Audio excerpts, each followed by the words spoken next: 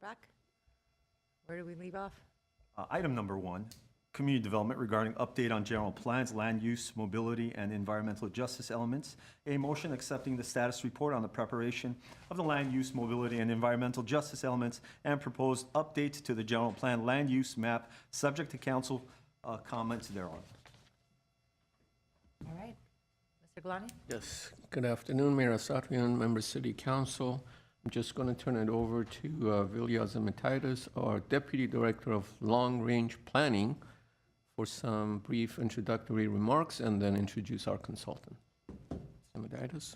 Thank you, Mr. Galanian, Mayor Satrian, council members. At this point, I would like to turn it over to actually Amanda Tropiano from Genovo Consultant, who is the consultant on record for the land use and mobility elements and the environmental justice element. And she also did our housing element as well, so. Welcome. Yes, thank you. Good afternoon, Madam Mayor and council members. Thank you for having me back this afternoon. We're excited to present an update to the City Council on progress to prepare an update to the city's land use and mobility elements, as well as preparing the city's brand new environmental justice element. The land use element was last comprehensively updated in 1986, so obviously a lot has changed since then, so we are excited to present some of those proposed updates to you this afternoon. The circulation update was prepared slightly more currently. That was in 1998. And as I had mentioned, there are new state requirements requiring jurisdictions to prepare a new element of a general plan focused on environmental justice. We're going to talk this afternoon about the components of each of those elements, and I'll go through kind of what's included in them and what we mean by those throughout the presentation. Certainly, since the elements that exist right now as part of your current general plan were last prepared or last updated, there have been a variety of updates through general plan amendments, adopted specific plans, community plans, and other planning documents that have been prepared and adopted since those last updates that should be reflected as part of these more current documents. This also is an opportunity to integrate these elements with other ongoing local and regional planning programs. They're focused on issues related to active transportation, transit planning, climate planning, public safety. This is a great opportunity to make sure that all of those materials and documents speak to each other. So first, discussing the components of the land use element. The elements proposed to be organized into 5 primary topic areas. Those include a discussion of the land use map, so what types of uses go where, how are different land uses organized around the community. A discussion of managed growth, so Glendale will change over time. It has over the past number of decades, it will in the coming decades. How can the city be in the position to manage and drive the change it would like to see in the coming decades? Discussion of compatible growth or compatible development, so how different uses relate to each other so that your residents, people living, working, and visiting Glendale can have those types of compatible land uses to improve their quality of life. A discussion of urban design, so how the community looks and feels, and a discussion of economic development, the role that land uses play in creating a sustainable future. As part of the land use element, we do include a series of land use designations. These are the descriptions of the colors on the map. So your map has colors of different shades of yellow or browns, reds, or pinks. Those are different land use designations that are defined as part of the land use element. General plans must include, as part of the land use element, a discussion of the maximum densities and intensities allowed within those different colors, allowed within your different land use designations. These designations describe the types of uses that are envisioned to occur within the designation and assign any applicable density or an intensity maximums associated with each of those designations. We've talked about this before, but the general plan is kind of the top of your planning pyramid. So all of your other implementing planning documents, like your zoning code, specific plans, community plans, or individual development applications, they need to be consistent with the general plan. And in particular, they do need to be consistent with the land uses and the densities and intensities assigned on the land use map. Provided as Exhibit 1 to the staff report is a matrix of the proposed land use designations, and in particular, the revisions proposed to those from your current land use element. I'm going to describe the types of revisions we've proposed in general, so you can go ahead and kind of understand how these were formulated. First, revisions were proposed to better define the category based on current and future land use demands. So in 1986, there were just different ideas of the types of uses and development that occur in Glendale. This is just an opportunity to kind of modernize those and get those consistent with general best planning practices. We've also added 2 new purely residential categories: high, very high density residential, as well as very high density residential. Those land use categories allow for a maximum density of 50 or 100 dwelling units per acre, respectively. These land use designations were created in response to the direction provided by council earlier this year to look for opportunities to allow for additional residential development in certain key areas throughout the community, specifically between the 134 freeway and Glen Oaks Boulevard, kind of west of Central and east of Pacific Avenues, and directly south of 134 in the Pacific Avenue Gateway area. So in hearing the desire to kind of find these focused opportunities for increased residential multifamily development opportunity, these 2 new categories were created to help facilitate that. The third general category of revisions is the division of your current mixed-use land use category into 2 separate categories to help better clarify what areas allow for residential and what areas don't allow for residential. So right now, your mixed-use category isn't very clear on that. It's really found in the zoning code, but we've broken that into 2 categories, defined it either as mixed-use residential or mixed-use non-residential. One allows residential and one does not. We've also created a new city-owned residential overlay, or we've called it the CORO. This is to allow for multifamily development at city-owned properties, as well as a new designation called specific plan that would be applied to your existing specific plan areas to help really administer the plan in a more effective and efficient way, where land uses and all other development standards associated with adopted specific plans should be deferred and found as part of the specific plan document. So you're not looking at 2 different maps and 2 different colors and 2 different nomenclatures. Just go to the one spot where it's adopted and find your land use direction there.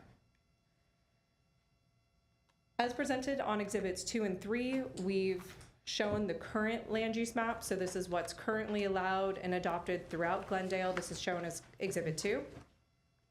Exhibit 3 is the proposed land use map, inclusive of the revisions I'm going to discuss in just a moment. I want to be clear that our discussion here this afternoon does not reflect any final policy direction. It is not seeking council's approval or direction on updating the land use map. This discussion is intended to allow our team to move forward with additional technical analysis, specifically preparation of an environmental impact report, which is going to look comprehensively at all parts of this update, the land use element inclusive of the map, as well as the mobility element and the environmental justice element as well.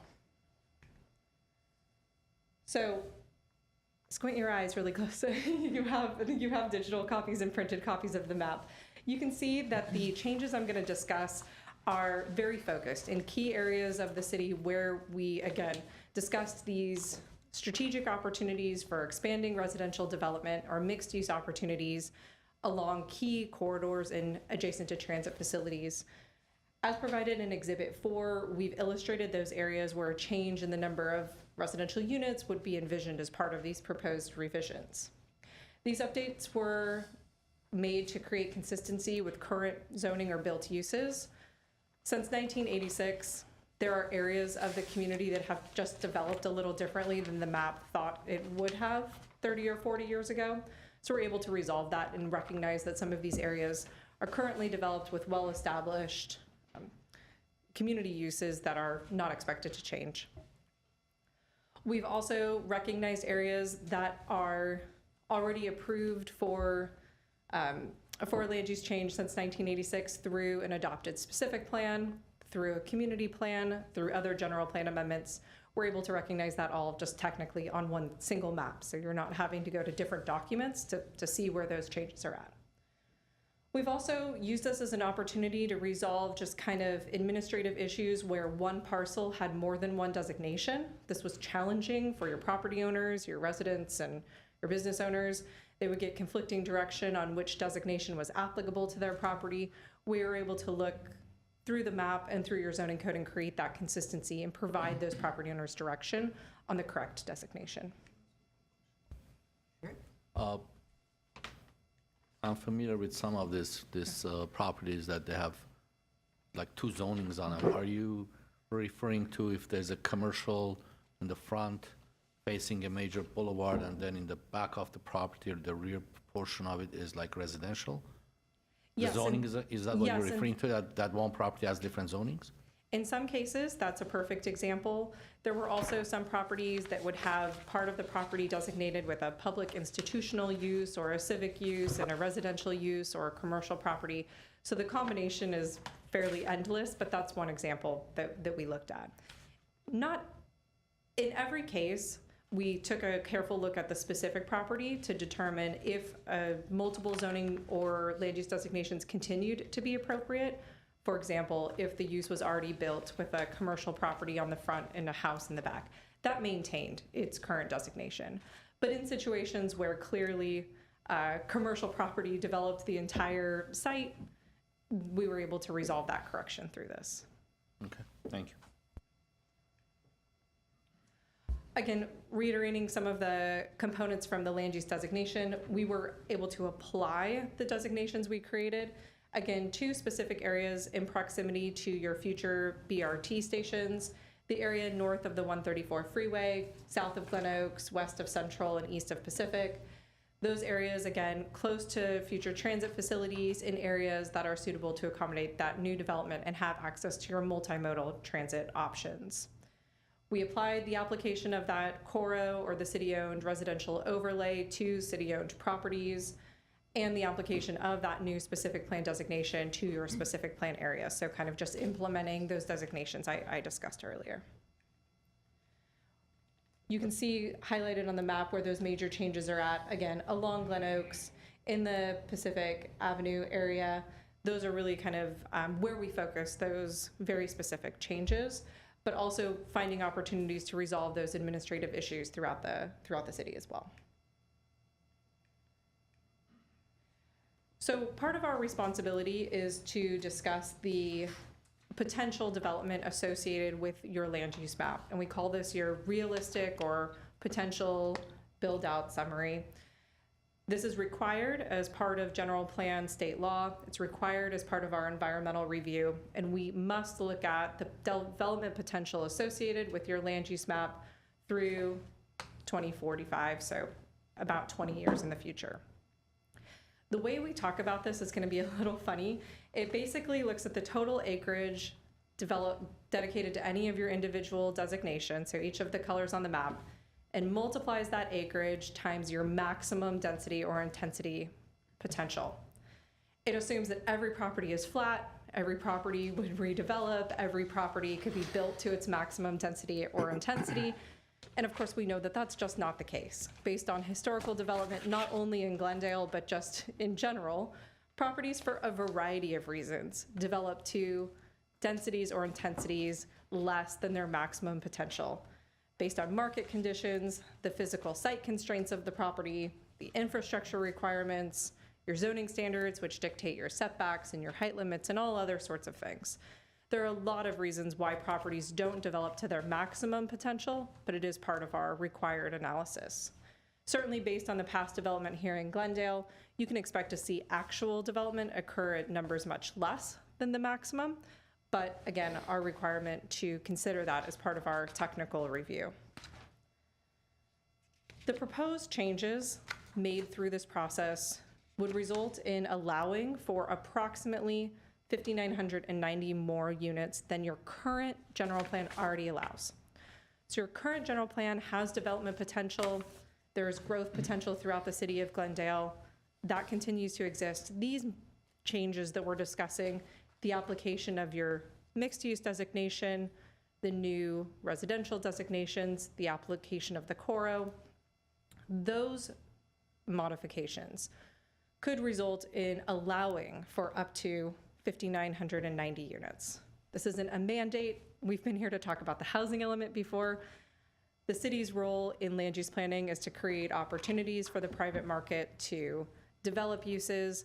Future development applications continue to be reviewed and approved through the appropriate channels. As you can see in the summary table and provided in the staff report, the vast majority of these potential units are added in those three categories I discussed within the mixed use designation that allows for residential uses, within the new Coro areas, again, city-owned properties that could allow for multifamily development in the future, and within your new very high, or very high designations. Moving on to the mobility element. The objectives of the mobility element are to provide policy guidance and maps or exhibits to promote the safe and efficient travel of persons throughout Glendale. We're really focused on opportunities for multimodal travel. So this is people getting around not only in their car, but also using public transit, walking, cycling, or any other new modes of transportation that are appropriate in the community.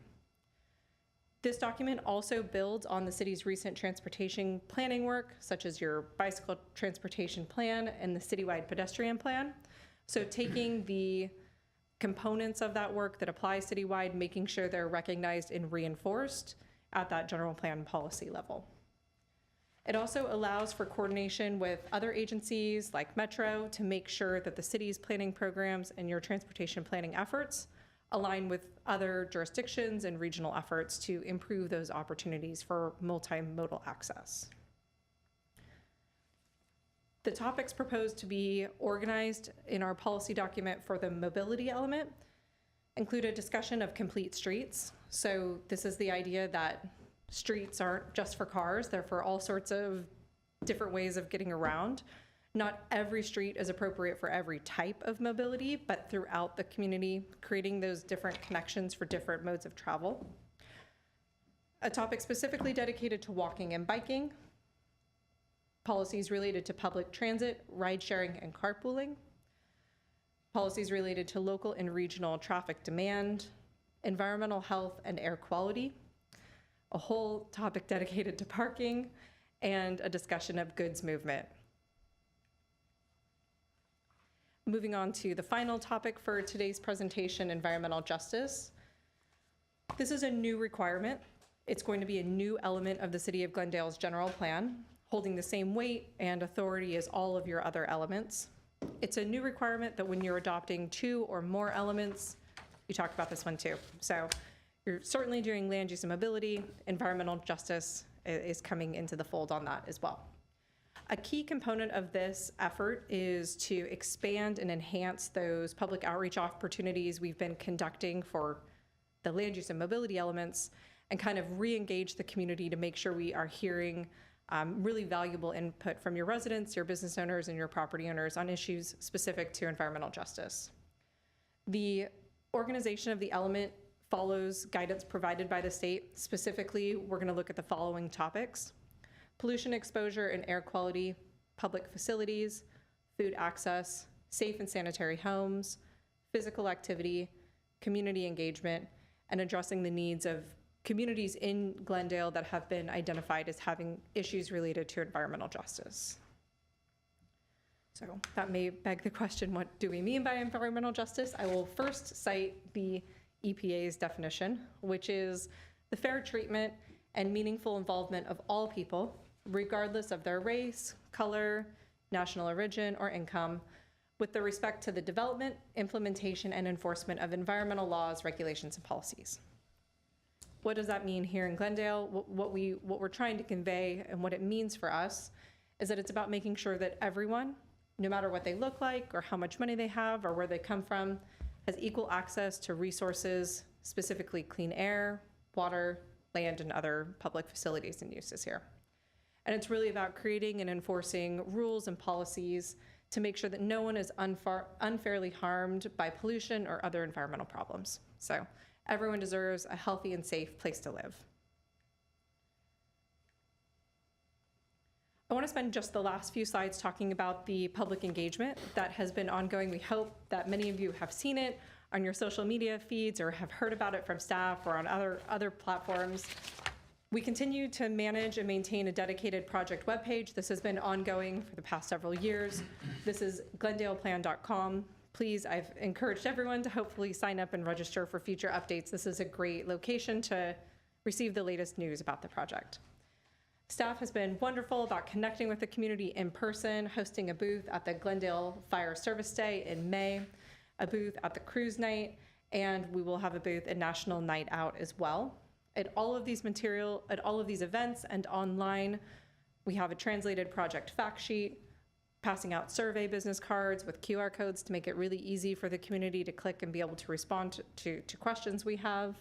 Other handouts, material, information about the project available at these events, both at the pop-up events as well as at City Hall and other facilities throughout the community as well. We also are happy to have sent out nearly 50,000 multilingual direct mailings. These were to the environmentally sensitive residents, both property owners and tenants, renters here in Glendale, and those landed in physical mailboxes over the past few weeks. The Environmental Justice Survey, which is really focused on those key topic areas, continues to be available online. After these surveys after the mailers were delivered to mailboxes over the past few weeks, we've been able to see a wonderful response. So really excited to connect with the community in these specific areas and hear their direct feedback.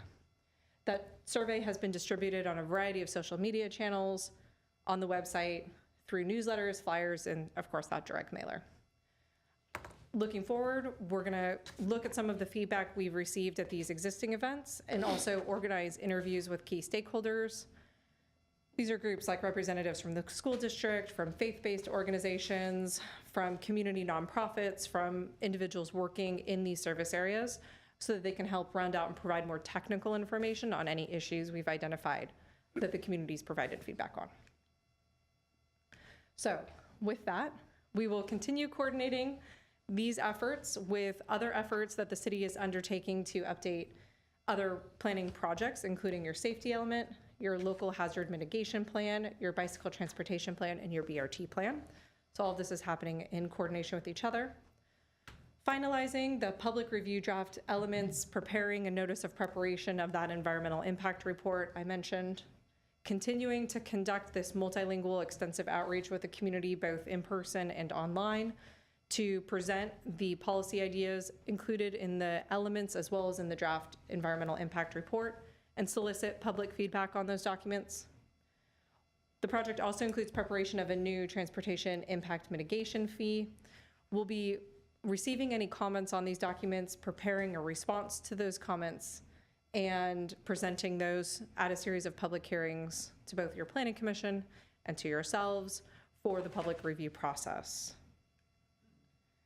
With that, I encourage you to, and members of the public, to visit the website to learn a little bit more about the project, to dive deeper into some of these topics, and to provide an opportunity to respond to that survey focused on environmental justice that continues to be available on the website.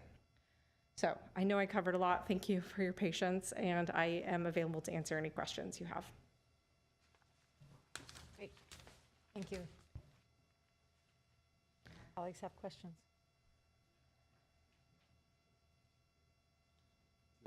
I Do you see it? Go ahead. I'm not seeing it.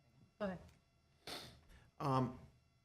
Thank you for the report. I was wondering about the city-owned property overlay zone, and I'm concerned there might be some inequalities in that.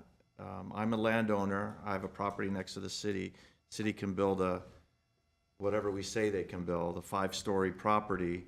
I have to keep mine as a, R3000 zoning or whatever that is. How is that fair to members of the public, to landowners that are not the city, where we're giving special rules to the city for density?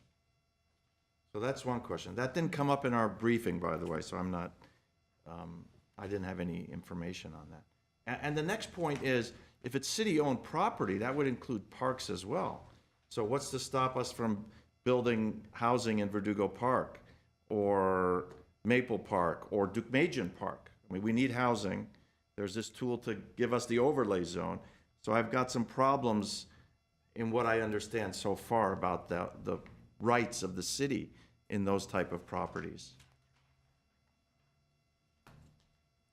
Good afternoon, Mayor and council members. Councilmember Najarian, all of the city properties that have current zoning, take the properties downtown Montrose, that's going to remain. That's going to stay how it is. The zoning that we're talking about that's being created and new would be those along the corridor near GCC. Right now, those are considered special recreation that does not allow for development. By doing this overlay zone, the intent here behind this is to not open up parks for development, but just that area specifically. It's a means for us to, Councilmember Brotman had brought up the idea of a specific plan for that area. This is a little bit of a faster means for us to be able to consider developing that area, change the zoning if we wish to do so, but it doesn't open up parks. It only applies to those properties that don't have a zoning designation that allows for development. So there wouldn't necessarily be some inequities being applied to a property that didn't exist before next to somebody else's property whose zone doesn't change, if you will. So isn't that spot zoning? Well, I mean, I would actually argue that the zoning that's in place for those properties now would be spot zoning itself if that kind of definition was applied, because it's very, very unique just to this very small area. Now, the city council and the city has the authority to be able to change that if we're trying to create, I guess, a specific district or something, a specific plan, as we had discussed before. These are properties that are along a major commercial corridor that don't have a development zoning designation applied to them. So this is really our chance to do that. All right. Well, it's early in the process, but Yeah. those are some concerns that I have. But there was a second part of your question too, I believe. Did I answer that? Well, it was getting into parks, and let's say I have a property adjacent to it. Let's say it's in that city area across from GCC. I don't know who the landowners are, but let's say that commercial, there's a little commercial island there, and they say, well, look, city can build housing up to X feet, X stories. Why can't I do that too? I'm just adjacent to that, so. That may be something we need to consider and discuss as we go through the process. As you stated, we're very early on. There's many steps to go through this before we see any change to the zoning. Okay, well, that's all I had, thank you. Yeah, I don't care on the order. Go ahead. Yeah, let me just, I have a few random questions, but maybe we'll start with the parking lots.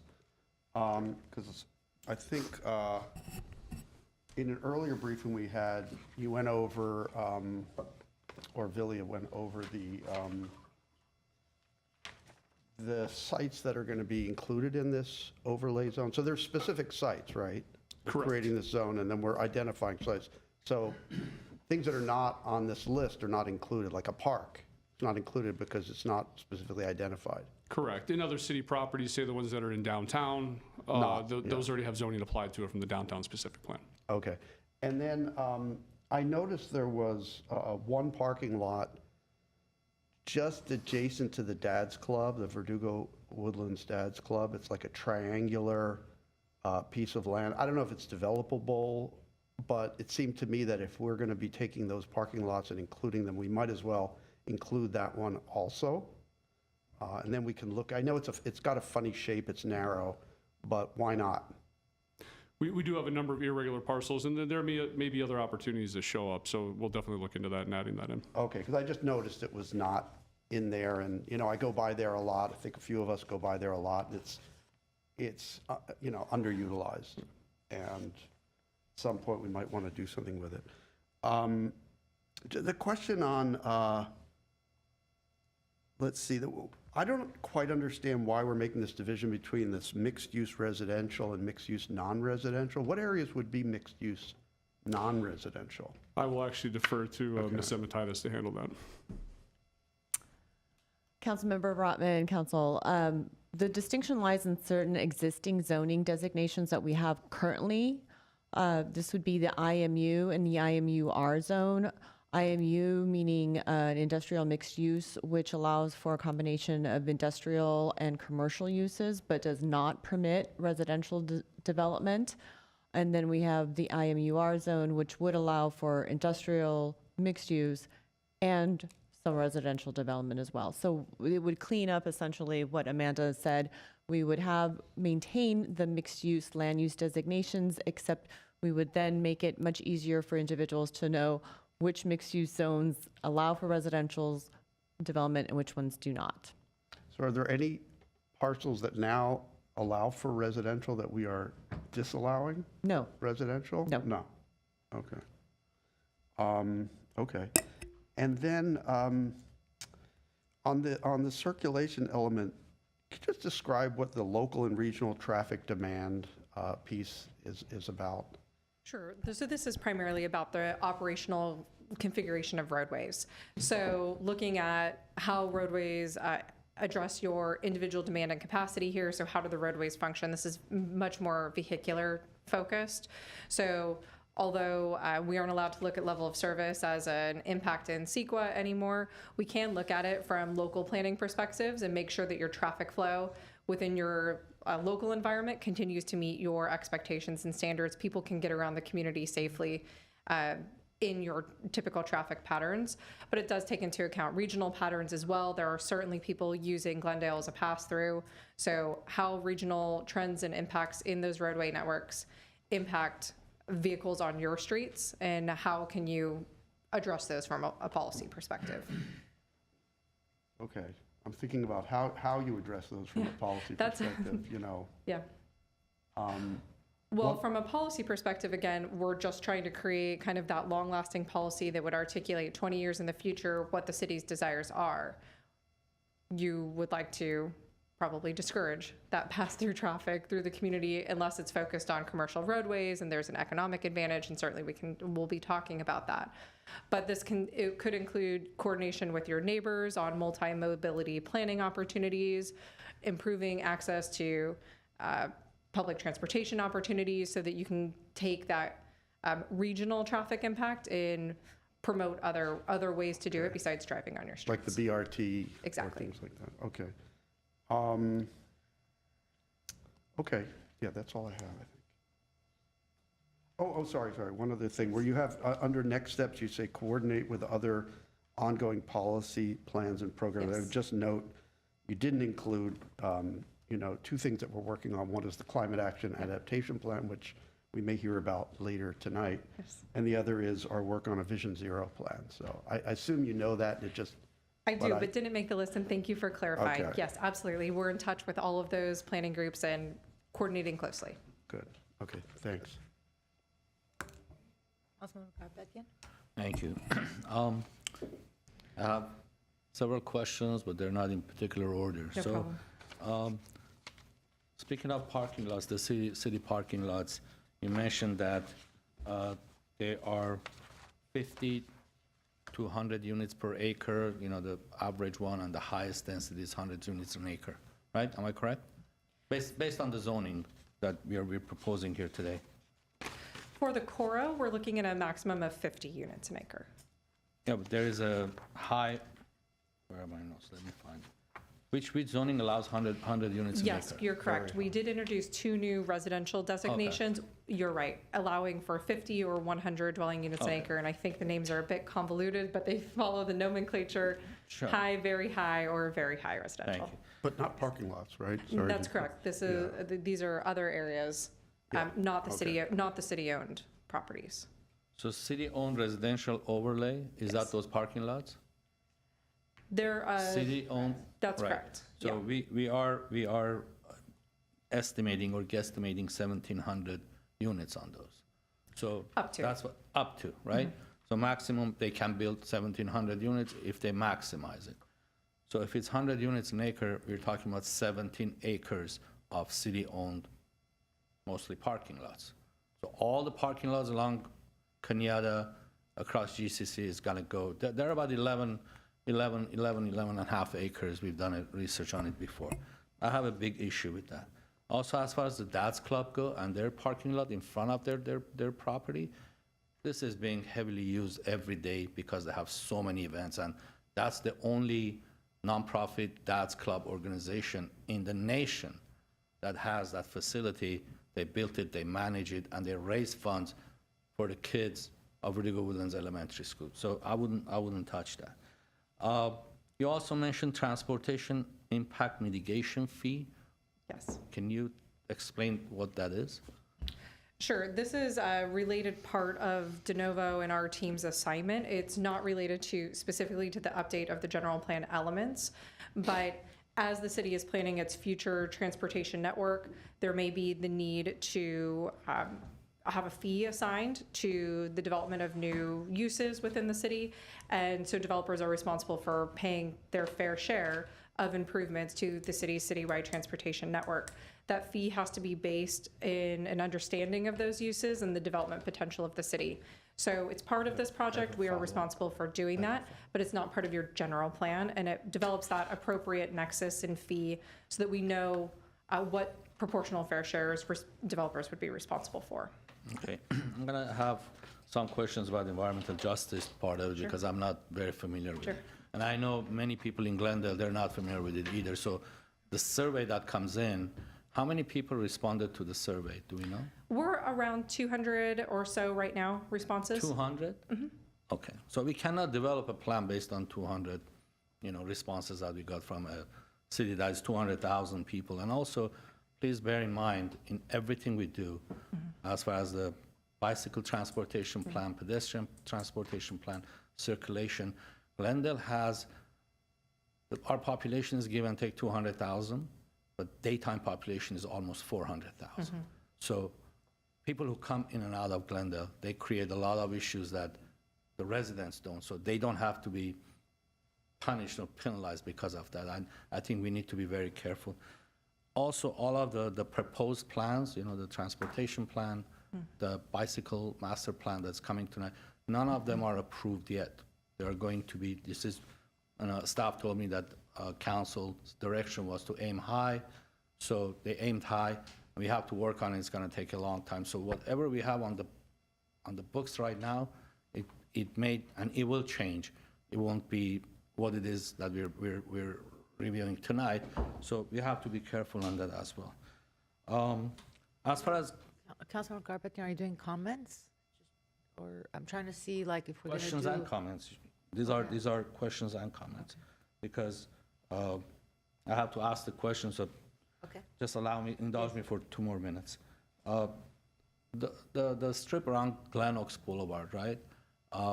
Some of the properties, they are pretty large. We have, restaurants or what have you that's been there. They're not doing well.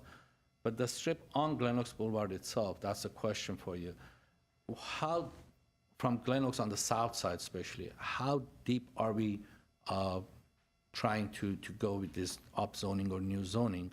Because right now, the properties that are there, again, with the environmental justice, and my understanding is we want to be fair to everyone. Those units are somewhat still affordable. They're older units, some of them don't have central air, little parking. They are more affordable than what is going to be built over there. With today's cost of construction, those units are going to be between $3,000 to $4,000. So you're going to push all these people out of there if those units are, all of them are developed. So I would like to know how far are we going and what is the mitigation, the measures that we have for the residential neighborhoods behind them. Because if you build a 5-story behind a house, we've seen some of them in downtown, not that many, but those areas are a lot more affected. So that's another question I have. If you want to answer it now, that would be great, but. I think Vilya will take that one. Can answer it, okay. Yes, Councilmember Garpetian. The boundary for the commercial zoning along Glen Oaks Boulevard is not changing, so there is no creep into the residential neighborhoods. The current zoning is C1 and C2, which is the lowest intensity commercial zones that we have. What we are proposing, and those 2 commercial zones do allow for mixed-use residential construction currently. However, as pointed out in previous council updates, this long-range planning staff is updating the commercial zoning to streamline such development by updating the residential standards in commercial zones. So we are addressing that as well. But given the proximity of that area along Glen Oaks to the BRT, essentially the BRT is going to run down Glen Oaks, over to Pacific, and then down Central through downtown over through Broadway. Based on the proximity of those BRT stations or stops along Glen Oaks, at Grandview, at Pacific, and whatnot, we felt that there is a great potential in that area to slightly increase the density and allow for mixed-use development in those specific areas that are currently zoned C1 and C2. So it's just a slight increase along those areas, you but say- would incentivize transit-oriented development in this very appropriate location. No, I understand. So slight increase is what, 50 units an acre? So right now, under today's code, it would allow our 1250 standards, which the maximum density is 43 units to the acre. Right. And we would, at this point in time, propose a 50 units per acre density. Okay, that's fair, that's fair. And one other suggestion I will have is, we have the current numbers as to what our ridership is on Glen Oaks, on Central, and all over the city.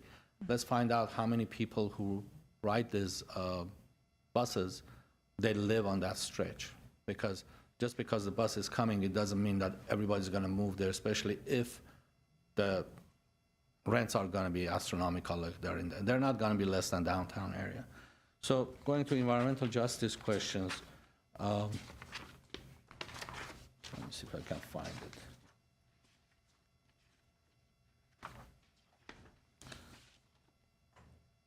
So basically, we're saying that everyone has to have access to clean water, air, and food. So does it mean that we don't have it today? That's a great question. I mean- Absolutely not. Glendale has invested significant time and energy to promoting a safe quality of life for all of its residents. What this does, it gives us an opportunity to memorialize that in your general plan. So we can take all of the great work that the city is doing to ensure that those resources are provided to its residents right now through those other plans and programs you suggested. Make sure it's codified so that we have that written down to demonstrate the city's commitment to it. And then there are opportunities, of course, as with any topic, to find opportunities for improvement, issue areas that we might uncover through the outreach that need some special attention and more, maybe a little additional research or support. Right, because one of them says safe and sanitary homes. I mean, these topics, they don't belong together. Physical activity, I mean, you can't force people to do physical activity. Of course, you can provide, equipment in your parks, which we do, to encourage it. Community engagement, of course, pollution and exposure, and air quality. I think all of these things they have been being addressed, and as you mentioned, and it's good to put it in our thing. But my concern in general is when these big plans come with so many different elements that's attached to it, from the zoning, upzoning, entire Kenyatta Boulevard, I have a big issue with that. And then at the end, when this is developed and it's a 400 and 500 page document and you don't have a chance to read it all, there are things in there that is going to affect so many people in the city. And they said, well, you voted for it. So I just want to make sure that I'm very clear, whatever we do, we're not trying to force people to get out of their cars under the transportation plan. We're not trying to force people to what kind of a car they drive or what to eat, because as a council member, that's not my job. So I want to make sure that we are all on the same page. We understand that we need to get the plan updated. Of course, last time was 1986, but many things that goes in there, it cannot increase the cost of living in Glendale. Let me mention that, because when you say what was it? Transportation impact mitigation fee. It may go to the developers first, but it may come back to people who drive more than 10 miles a day, for example. So I just want to be very clear that we're not doing anything like that. Absolutely. We're completely on the same page, specifically about those issues you brought up about environmental justice. This is absolutely to provide choices and opportunities to people that wish to embark on those without mandates or requirements. Absolutely. Absolutely. And I'm all for that, but again, no mandates or, Thank you. Thank you, Madam Mayor. I wanted to, I wanted to clarify something. I think I misspoke before, and Mr. Garpetian, I didn't mean the parking lot next to the Dad's Club. I actually meant the one to the south of Babe Herman. There's this big, there's this big triangular park that doesn't get a lot of use. My mistake. I said the Dad's Club, and I meant south of Babe Herman. There's that triangular, and I noticed that it's very underutilized. I know the Dad's Club one is heavily utilized. Thank So I you. wanted to clarify that, and also just to make sure I thought I understood it, but now I'm getting a little confused on the, what we're calling the, city-owned, what are we calling it? City-owned residential overlay, the CORO. Coro, okay, Yes. city-owned residential overlay. We're saying in those parcels, we're not saying 100 units per acre for those parcels, right? That's correct. 50 is the 50. maximum established for those 50. parcels, correct. Because I thought when Councilmember Garpetti was talking, I thought you mentioned 100 per acre, and I just wanted, okay, I want to make sure, because So if it's- 100 per acre is a different story. No, I understand, but if it's 50, let's say it's 50 units per acre, when you have 1,700 units, which is the maximum could be built on it, do the math, it's 34 acres of land that you have to, they are considering basically. Because 1,700 units on city-owned properties, if it's 50 units per acre, it's 34 acres of land. And I don't want to, I don't want to be the one that signs off on that document says we can build this many units on city-owned properties. And 5,600, and I'm sorry, go ahead and finish. I have one more. No, comment. yeah, I Yeah, think. just to clarify, the yeah. CORO has a maximum density of 50. 50. Correct. And that number, the potential development. Yes. The 50, what is it, 50? On the Coro. 5,900, On oh, the just for the CORO, 1,700 and some change, I Okay, think. that also includes other parking lots though, right? We have parking lots up in Montrose, behind Honolulu that we're talking about, and we have maybe downtown. So we're not just talking about that area around Cañada Boulevard. No, I understand. All of them together, they're not 34 acres. We don't have, but anyways, let's move on. Yeah. Okay. Take questions, and then we can have, Yeah. we have several speakers, and then we can go into deliberation. That was it, I just wanted to. Yes, it is 50. Just if we can. Only questions. I have one question, but I think Mr. One more question. If- Oh, Councilman go ahead, go Najarian ahead. Yeah, can yeah, go that's first. fine. Okay, so, okay, maximum of 50. How about SB 1818, density bonus? There goes your 50. 2097. Yeah. All properties, whether it's owned by the city or owned by a private property owner, can pursue density bonus requirements in accordance with state law. So I get it, but So when we're that's all of thinking them. about, Sure. the question is, as we're thinking about this, shouldn't we also keep in mind that when we say 50, that 50 isn't necessarily 50. It could very well be a significantly larger number if they do the density bonus application. Potentially. Okay, so let's, Right. when we talk about that, let's always keep that number in mind, because not on this project in particular, but in Right. many other projects, when we talk about what you can build, that number always gets blown sky high. Thank you. So just a follow-up on that.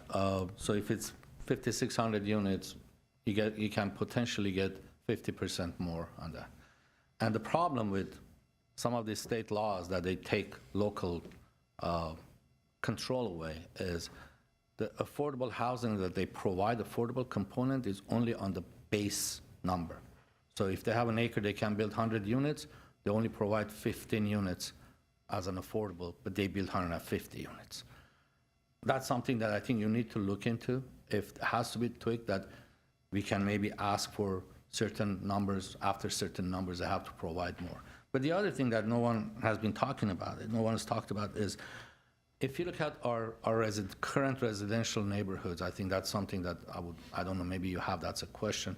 Have you looked at our current R1250, 1650, or what have you, 3050 zoning? There are, all these areas were downzoned in last 30 years, all of them. So there is a property that this guy has 2 units or a duplex, and next door has 10 units. It's the same size. So this guy, basically his property has no value. So can we, part of this process, look at into these units, into these properties, and see if we can give them the same choice, if they want to build the same number of units as their neighbors, but provide parking, because South Glendale has huge, issue in parkings. And those are the ones that were built as condominiums ownership housing, because they're much easier to build it that way. So there are ones that are built in 50s and 60s, and 20 units, they have 5 parking spaces.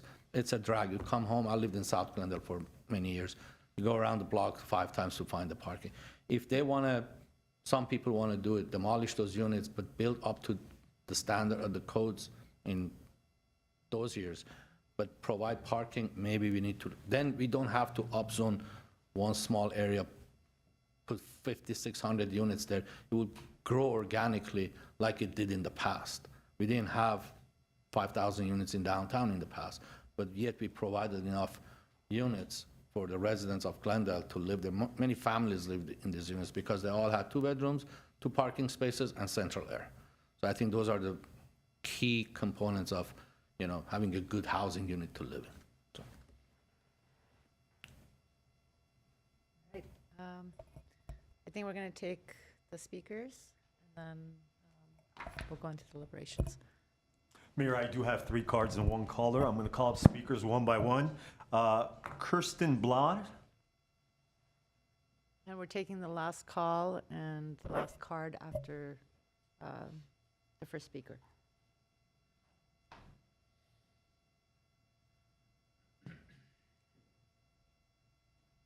Kristen, just to let you know, you have 3 minutes. The last 30 seconds, I'll let you know. Okay? Okay, thank you. Sure. My mask is stuck on my earring. I'll just keep it on. Good afternoon, Council. My name is Kirsten Blad, and I'm a resident of Glendale. I support the updates to the land use and mobility elements, and I thank the staff for their work on these updates. The downzonings of the 1980s were a mistake, and it's time we right that wrong. I have just a few comments. Firstly, I think we should be using this opportunity to increase density along the entire bus rapid transit corridor, especially along Broadway and Central, where there are multiple other bus connections. The more jobs and homes near the BRT corridor, the more successful the project will be and the more potential we have to decrease VMT and emissions in Glendale. Secondly, I think the land use element doesn't go far enough in increasing our overall by right zone capacity. It's going to add the potential for over 5,000 housing units, which is great, but that's not even half of the city's short-term regional housing needs target. I think the city should be aiming to have an abundance of housing so that anyone who wants to live in Glendale can do so, and so that those who already live in Glendale can afford to stay. Thank you.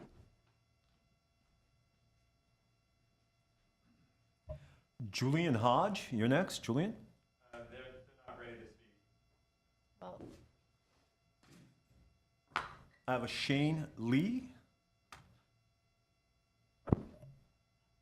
Shane, you also have 3 minutes. I'll let you know the last 30 seconds that's left, okay? Go ahead, Shane. All right. Hello, City Council. My name is Shane Lee. I'm a chapter leader for Glendale YIMBY. We are a network of volunteers in Glendale who advocate for more housing. I fully support this updated land use plan. I think it's great. Adding 5,990 units, I think that's amazing. I'd always love more, but I want more housing, and this is a good start.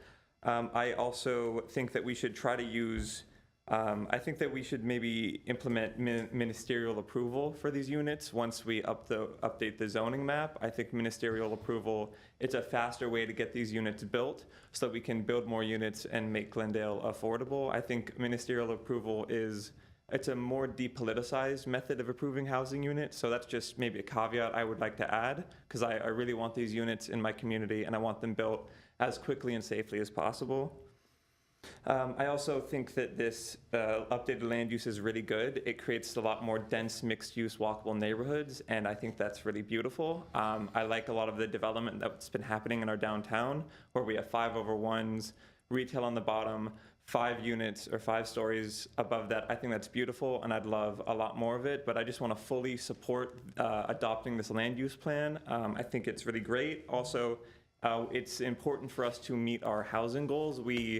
According to the regional housing needs allocation, we have to build about 1,600 units per year, and I think that's a good start. I'd like even more, but I think that this land use plan is a really great start towards meeting our goals as approved in our housing element. And I also really like the mobility elements we've talked about. I think it'd be great to maybe encourage more people to bike, to walk, to use methods of transportation other than their cars. So I like that element of the plan as well. I do want to add that I think we should address the BRT more. I was noticing in the slide that this woman was talking about, there wasn't as much emphasis in building density around future BRT stations. I think we should try to add that in the land use. It's not vital. We should approve it as is, but I would really like some more density near the future bus rapid transit stops. And I also think, I want to say one final thing, that building density is also good for our city budget. The property taxes that are generated by dense, tall buildings are far more than the property taxes generated by short residential buildings. And so in order to have a fiscal budget surplus, in order to be a strong town where we have a robust budget every year, we should be increasing infill development with density. That will allow us to have a surplus of property tax revenue, and then we can use that property tax revenue, reinvest it in bike lanes, in maybe housing vouchers. I just think density is great, and I think we should upzone instead of downzone. Thank you so much for your time. Mayor, I'm going to move on to the caller.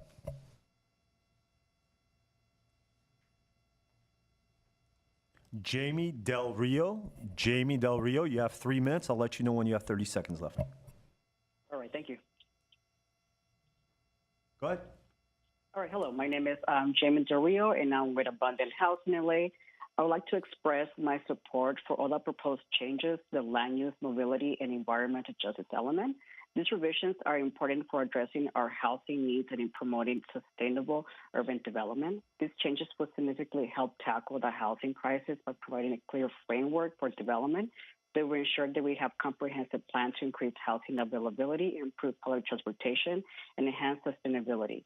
The focus on mobility will make our cities more accessible and reduce traffic congestion, while the emphasis on environmental justice will ensure that development benefits all residentials equitably. Thank you for your time and thank you for your consideration. Thank you. And then the individual that had submitted a card, are they ready to speak or they don't want to speak? Thank you. All right. Do my colleagues want to, I mean, I have a lot of comments. I recognize that some of you had done a mix of, okay. I support the plan. I have no further comments other than adding that one triangular parking lot. So I have a bunch of comments I'd like to go through. I think when I look at this document, I'm seeing it as an opportunity for us to really build the future of our city. The last time this was brought forth, I was 4 years old. And I'm hoping that we can actually set a calendar for it to be updated. There's a date that is not triggered by something else that's happening in order for it to come back. But I had mentioned this to staff during the briefing, but I think this is a special opportunity for our planners to really take a deep dive into what we want the future of our city to look like. I'm very much interested in how we're ensuring that each of our neighborhoods have an opportunity to have a local market, a local coffee shop, things that they can go and pick up and do just in their neighborhood without having to go to a central place that we have now. I'm really not seeing that in the proposed document that we have. I think there's opportunities. For example, I think I went through it during the briefing, but on Chevy Chase, if I can have staff pull up the map, the one that has the proposed. Do we have that map?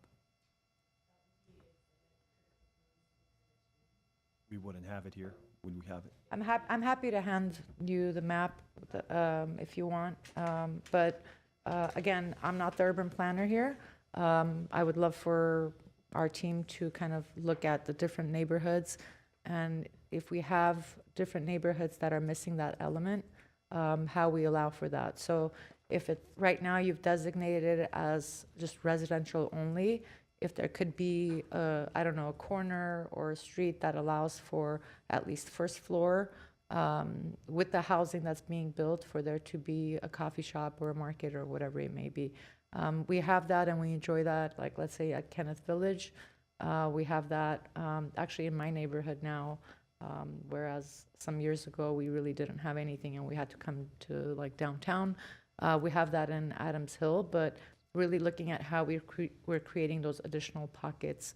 So I think what I'm looking for is especially those areas where you're trying to go more dense, to also look at those opportunities. I have a question about green spaces because I recognize that there's going to be an overlay to this, but this was also part of the discussion I had with staff and wanting to see, especially in the dense areas, how we're designating certain places or certain areas as like potential green spaces. And again, I'm coming from the same school of thought of there should be a local park, there should be a local coffee shop, there should be amenities without having someone to like leave their neighborhood. I think as we are talking about density, that'll allow people to also not have to take their cars to go somewhere. And it helps reduce traffic. We've, for a long time now, talked about an arts district designation. And I'd like to see something from staff on where that could potentially be.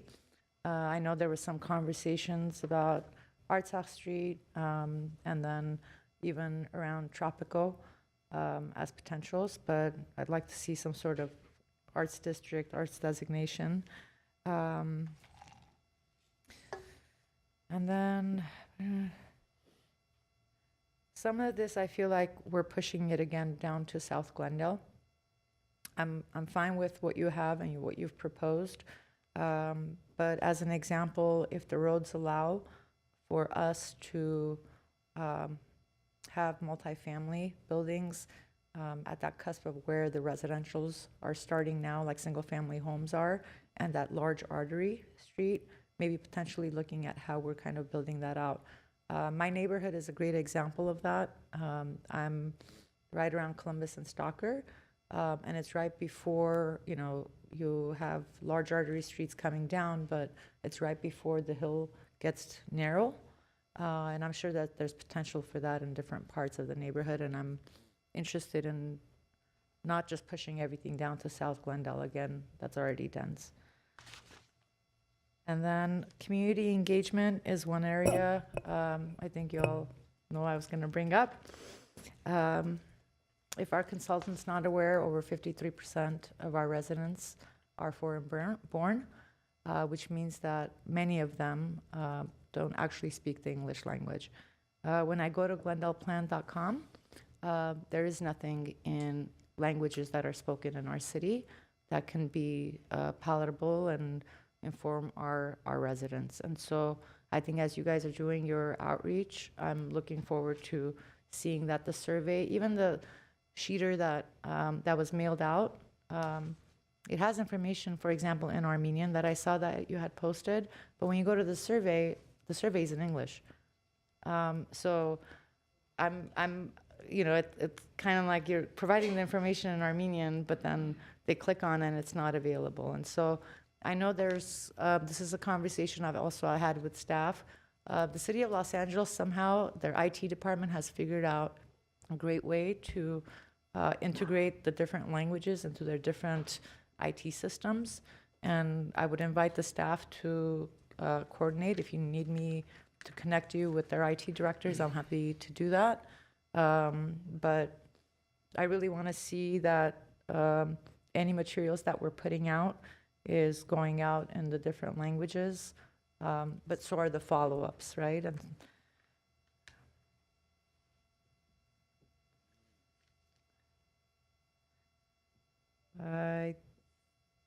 And then lastly, when we were last talking about the downtown specific plan, I had I'd asked for us to look at not having professional services at part, like a stretch of Brand Boulevard, so we can avoid creating these dead zones that close around like 6, 7 p.m. or 5 p.m. So if it's and I'm talking about just the first floor, right? So I don't know if this is the time that I would need to voice that, or if that needs to come back, or that's just part of the downtown specific plan, and that's when we're going to discuss that. Is this the moment, or we're keeping it at the? Yes, Mayor. Satrin, we will make note of it, but just to let you know, the downtown specific plan prohibits professional offices on the ground floor. The businesses that are currently there are legal non-conforming, so based on the most recent updates, it has to have some sort of active pedestrian use, at least the new businesses. So, but we can definitely take note and confirm that as well moving forward. But professional services, meaning like, for example, the example I've given is like, there's like 3 nail salons next to each other, right? That's a professional service. Oh, It's not, forgive us. Yes, that is not, so that would be personal service. So are you Okay. referring to personal service? I'm talking about anything that would like close at like 5, 6 p.m. So then when we've been talking about Brand Boulevard or a stretch of Brand Boulevard being like food, entertainment. And so what you end up having when you have spots like that one after another, it creates these dead zones. So you're walking, you're not walking from one restaurant to the next. We You're, can take a look at that. Mayor and council members, as stated, some of these uses are actually prohibited in downtown. They're still allowed there because they existed before we changed the code. Some of those, we can't really, I would say, narrow it down to just say retail and restaurant, though we do require the first 25 feet to be an active use regardless. The reality is that the saturation of both retail and restaurant, we're not going to be able to fill our spaces. We're actually working in economic development now to look at the number of vacancies we currently have on Brand because we can't continue to just do those 2 options essentially. I think we need to leave some services there. We need to leave some sort of businesses there, and it's more about how we build out the code requirements that encourage active storefronts so it doesn't look dead at certain periods of time or isn't dead at certain periods. But I would encourage that we do not isolate it just down to those 2 uses and we leave it a little more open-ended. We just maybe go back and look at what the requirements are around that. I think I'm just conveying the problem that I see, and if you have different solutions for that, then I'm all ears. Okay? All right, that's all I got. Just a little bit. So, just, Yes, Councilmember Carpetier. thank you. So, what is the timeline on this land use element completion? And what would be the timeline on seeing some development? Is it after the BRT comes in, you think? Or, because downtown specific plan was, if I'm not mistaken, was approved in 2005 or 6, right? So since then, we developed probably, I'm rounding up, 5,000 units, let's say. So it's in 16 years, am I correct? 17, 18 years, we built 6,000 units. This is almost the same number of units. What I would like to know is what is the timeline on it? And I think we still have time to make a very comprehensive and workable and efficient plan. With 200 responses, we can't develop a plan. My suggestion would be to talk to the neighborhoods that are going to be impacted heavily with this, like Palanconi neighborhood, Northwest Glendale. If you go close to College area, it's Ross Moyne, Royal Canyon, Verdugo Woodlands. I don't think only 200 people from these areas will respond. I think you will have a jam-packed area when you tell them you want to develop all these parking lots along Kenyatta Boulevard for residential. And also bear in mind that our bicycle master plan is kind of proposed to remove a traffic lane from Verdugo, from Kenyatta, from Glendale Avenue. And if you build all these units on that stretch, you're going to push all that traffic in residential neighborhoods. I think the way it is, I can't support it just because of that couple of components, parking lots and the responses that we had from the neighbors, residents. Also, I think we have to really pay attention to some of this, even on Kenyatta Boulevard, some of these corner properties, they're multi-residential. They have a house or a duplex on it. They can build 6 to 8 units. And as I said, it can grow organically instead of trying to put everything in some one area, basically. And also South Glendale, all the residential neighborhoods, multi-residential neighborhoods that we have, we need to study it and see if you want to allow them, because I know so many people who bought properties in 25 years ago, and they could build 8 units, and they wanted to build one for himself or herself, and one for the kid, and rent the other 5 or 6. But now they can only build 3 units. Who's going to demolish 2 units to build 3 units? No one. That's why they're just sitting there. So if we study that as well, I'm sure you will have a lot more units growing organically, and Glendale residents are building it instead of very, very large developments. So those are my plans. As I said, I cannot support it the way it is just because of these reasons, but public outreach is a must. It's very important. If I may add something about community outreach, I think as you guys are going to move forward, I want to make sure that it's really not just organizations or events, but how we're reaching out to the general public on social media. And I think this is a discussion I was hoping to hold for tonight, but I'm going to emphasize this here too. The kind of community event you put together draws out different crowds. So if we're doing something at a pub, and we're doing something at a restaurant, we're doing something at a coffee shop, and the way that the messaging is phrased, it allows for younger people to come out. We've seen that actually, I've specifically seen that with the Wash Project, where the boards were at the park, and then the meetup was actually at a local brewery. And so looking at what brings out different demographics of people, so it's not just individuals who are part of an organization, but how we're reaching the diverse communities that we have. Thanks. So free food. You know what? Come grab a beer. I don't know, but this is actually something that I agree.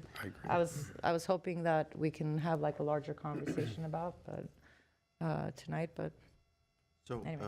Madam Mayor? Yes. May I ask, what is the action before us to accept? Is this like a receive and file? Or are we adopting this, showing support, voting for support? What exactly is the agenda item calling for? Councilmember Najarian, staff is presenting an update regarding the 3 different elements that are being proposed. What we would like to ultimately have from City Council is direction in terms of the land use element map. This map then leads to additional analysis in terms of VMT, our traffic counts, as well as additional environmental analysis. And so what we would like to see would be comments that you might have in regards to the proposed amendments to the land use map. And so that would include the changes along Glen Oaks, the changes along Pacific Avenue Gateway District, various corrections for the dual zoned lots.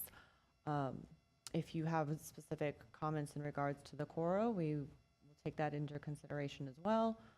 So what was presented to you in terms of your exhibits, the 2 different exhibits, the proposed land use map and the different unit count one for Exhibit 4, that is ultimately what we're requesting your comments to move forward. so you did see some, like, you did hear some conflicting comments, right? We did. So how do we go about that? If I can interject. So what I hear is there's a map that's sort of presented to you. The actual item is to accept the status report. If you accept the map as is, it's for purposes of study, right? So they can do the study, they can do the environmental analysis. If you want to exclude anything from that, you can, but then we can't go back and change it later. So at this stage, my view is more is always better, because it lets you study it and then do the outreach as part of that. And then there'll be many times where council have the opportunity to do that. But if there's something now that the council objects to, I think staff wants to hear that before we go send them off to do all the analysis that they're going to do. Do I have that right? That is correct. Yeah. And what we'd like to also add is that this would be the draft land use map. So from here, we would continue to do significant public outreach to various community groups at local events and whatnot. I mean, and just to clarify, that 200 response would only be for the environmental justice element with the mailer that went out last weekend. So we hope to have much more, but we've had also extended social media outlets. It's been on the website. So there will be continued public outreach for each of these various element updates. And we would then bring back forward. At this point in time, this would only be a draft land use element map. So just for clarification purposes, you know, in my comments, I said that I'm okay with what you're recommending, what you have on the map. But I also requested that we look at the different pockets. Correct. And we will, So is that direction being part of correct. what you're going to be, okay. We would include those comments as part of the motion to study the different, such as perhaps an overlay or some sort of program to introduce commercial uses at corner intersections. And each of these comments, what we're hearing at this point, and again, thank you for the clarification, we are hearing conflicting messages on certain points, but the points that were loud and clear, then obviously we would move forward. So what happens with the conflicting? How do you want to handle that? What Mr. Garcia suggested is to move forward at least right now for the analysis portion, because we can always, the more that we analyze, the better it is, because it's much harder to add information than it would be to actually subtract information at a later date. Are my colleagues okay with that? I'm not okay with it. I think that's how it starts. You give an approval to move forward, and they have to do the AIR and many different research and reports and bring it back, and then we say, oh, we did all this work, and you don't want to take this out now. I think we have to be very clear. We take a vote. If we have the votes, we move forward with this plan. If not, this plan can be revised based on some of the comments that we all made, and also see if there are opportunities elsewhere to add housing stock to for Glendale. And people who live in Glendale, they bought these properties, they can develop it themselves. I mean, again, I don't want to go around the same circle. My biggest problem is the number of of course, if it's only for environmental justice, I understand, but when you want to put that many units along Cañada Boulevard and none of the homeowners groups are aware of it, I think we have to. I went to one meeting that we had in Spar Heights, but there's like, I don't know how many people there. Anyways, I'm not for the entire plan the way it's proposed, but that's just me. We can take a vote as to where it I mean, goes. the way I understand it is that on top of whatever is on this map, staff is going to go review and add the additional things that we've talked about and raised here, and then come back with an updated map. Well, we can also come back with an updated map, and your comments can also be included as programs to identify in the land use element as goals to continue on as in the future. Because again, this is the vision document for the city. We're proposing a vision document. Right. And these directions as to additional density here, try to do infill development in certain areas that were zoned out. I mean, these are programs that can be included in the land use element for further direction. It's more like, let's cross that bridge when we get there. Exactly. Okay. All right. Yes, go ahead. Just partly to repeat, I'm good with the map, and I would like to study everything that you have on there, plus that parking lot The parking lot. that I mentioned. But I also do agree with what I heard from Councilmember Garpetian about the organic development and some of these areas that were downzoned. So I would like to explore that. He and I had a separate conversation over lunch about that, and it sounds, to the extent I understand it, it sounds like definitely something we should study. So I would support doing that. I don't think they're mutually exclusive. So I would like to really look at both of these things. Plus, I thought some of Councilmember Asatrian's suggestions were very valid, and I support those too. Councilmember Najarian? As I stated in my earlier briefing, I am very reluctant to get on this train and move forward because it has its own inertia, as we do. I'm very concerned about the outreach.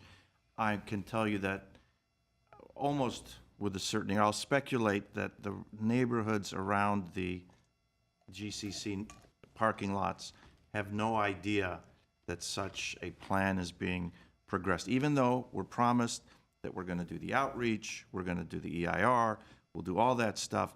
I need to see some organic, well, that's, you've used that word in a different sense, but some grassroots support and involvement by the community supporting these changes.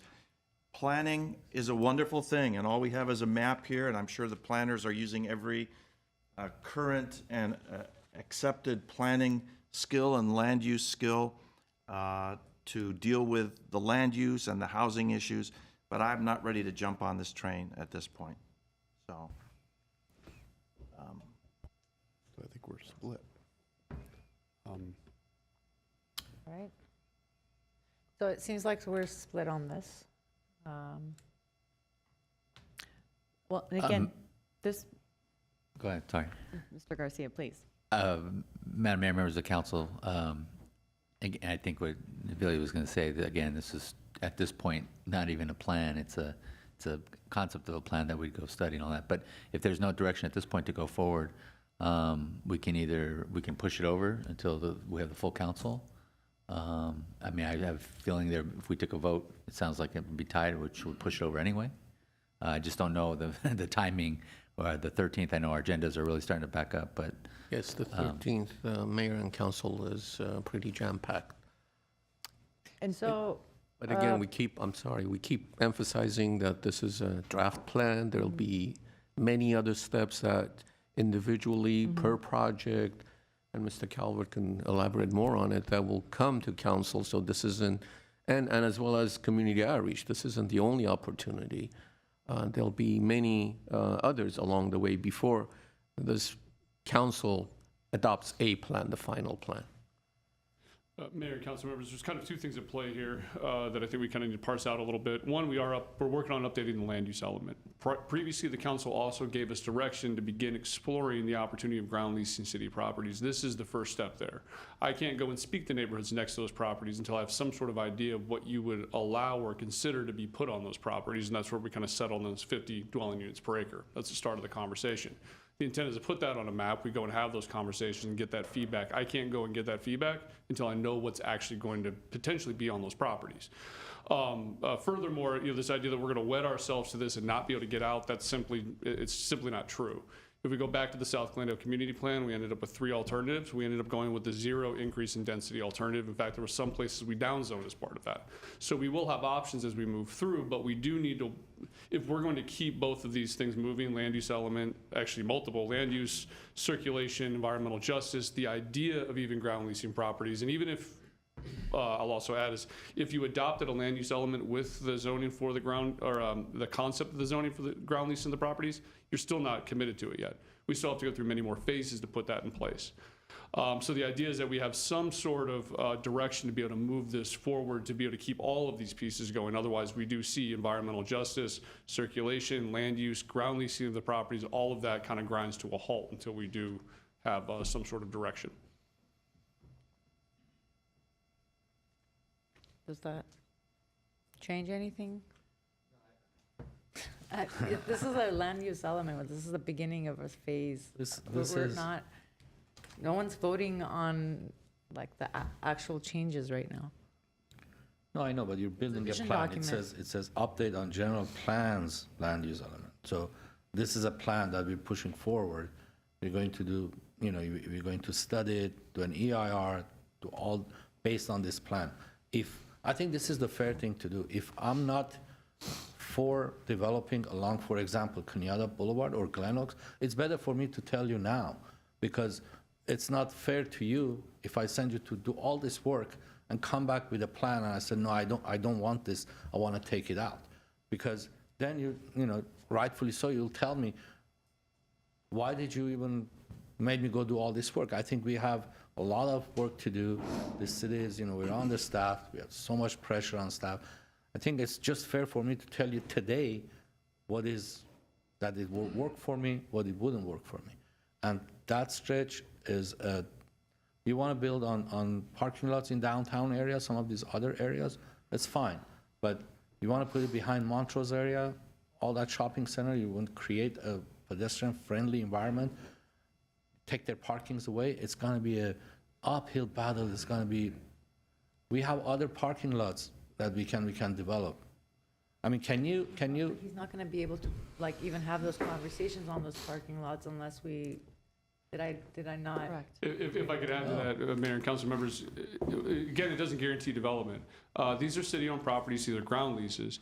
Ultimately, that process would lead to a development agreement that would have council determine many things. It could be to replace all the parking if we decide to develop that lot. It could be to include the corner store, the coffee shop. It could be to include any community amenities. It may include less density than what's being put on here. The idea is that we have something that we can move forward with this study. Those properties would be handled individually, one by one. In fact, we're going to be in front of council on the 20th to discuss some of those that are an opportunity, where council will be able to set those parameters, and ultimately, until that is agreed upon and a development agreement doesn't move forward. But this is what gives us the mechanism to look at it from an environmental impact perspective, the impacts to traffic, things of that nature. It may not be that. It could be very different. And all of those other issues that you brought up, Councilmember Garpetian, can also be handled through that development agreement. I would like to see all the parking replaced if this property is going to be developed. Could be one of those conditions. So all of those are kind of getting to nuts and bolts in the weeds that we're not there yet. We're trying to basically just see if we can even study this, which still does not wet us to changing the zoning, to even changing the zoning. We may hear from the community they don't want to hear it. We eventually drop it. Last thing I'll add to it, it does not change our workload because this is something we're already doing, right? This is already part of that plan. Whether those 5, 6, 7 parcels are included or not, we're still going about that same process. It doesn't change anything for us.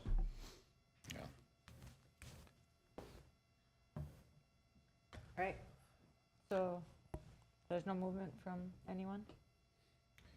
No, I mean, this is what happened with the Verdugo Wash, is that we said, let's study it, let's go forward with it. And although I didn't take any part in that, you did the studies, you talked about it, created its own life, and it got to a point where the citizens, many of them, not all, and I want to say all, but a significant number are extremely opposed to it.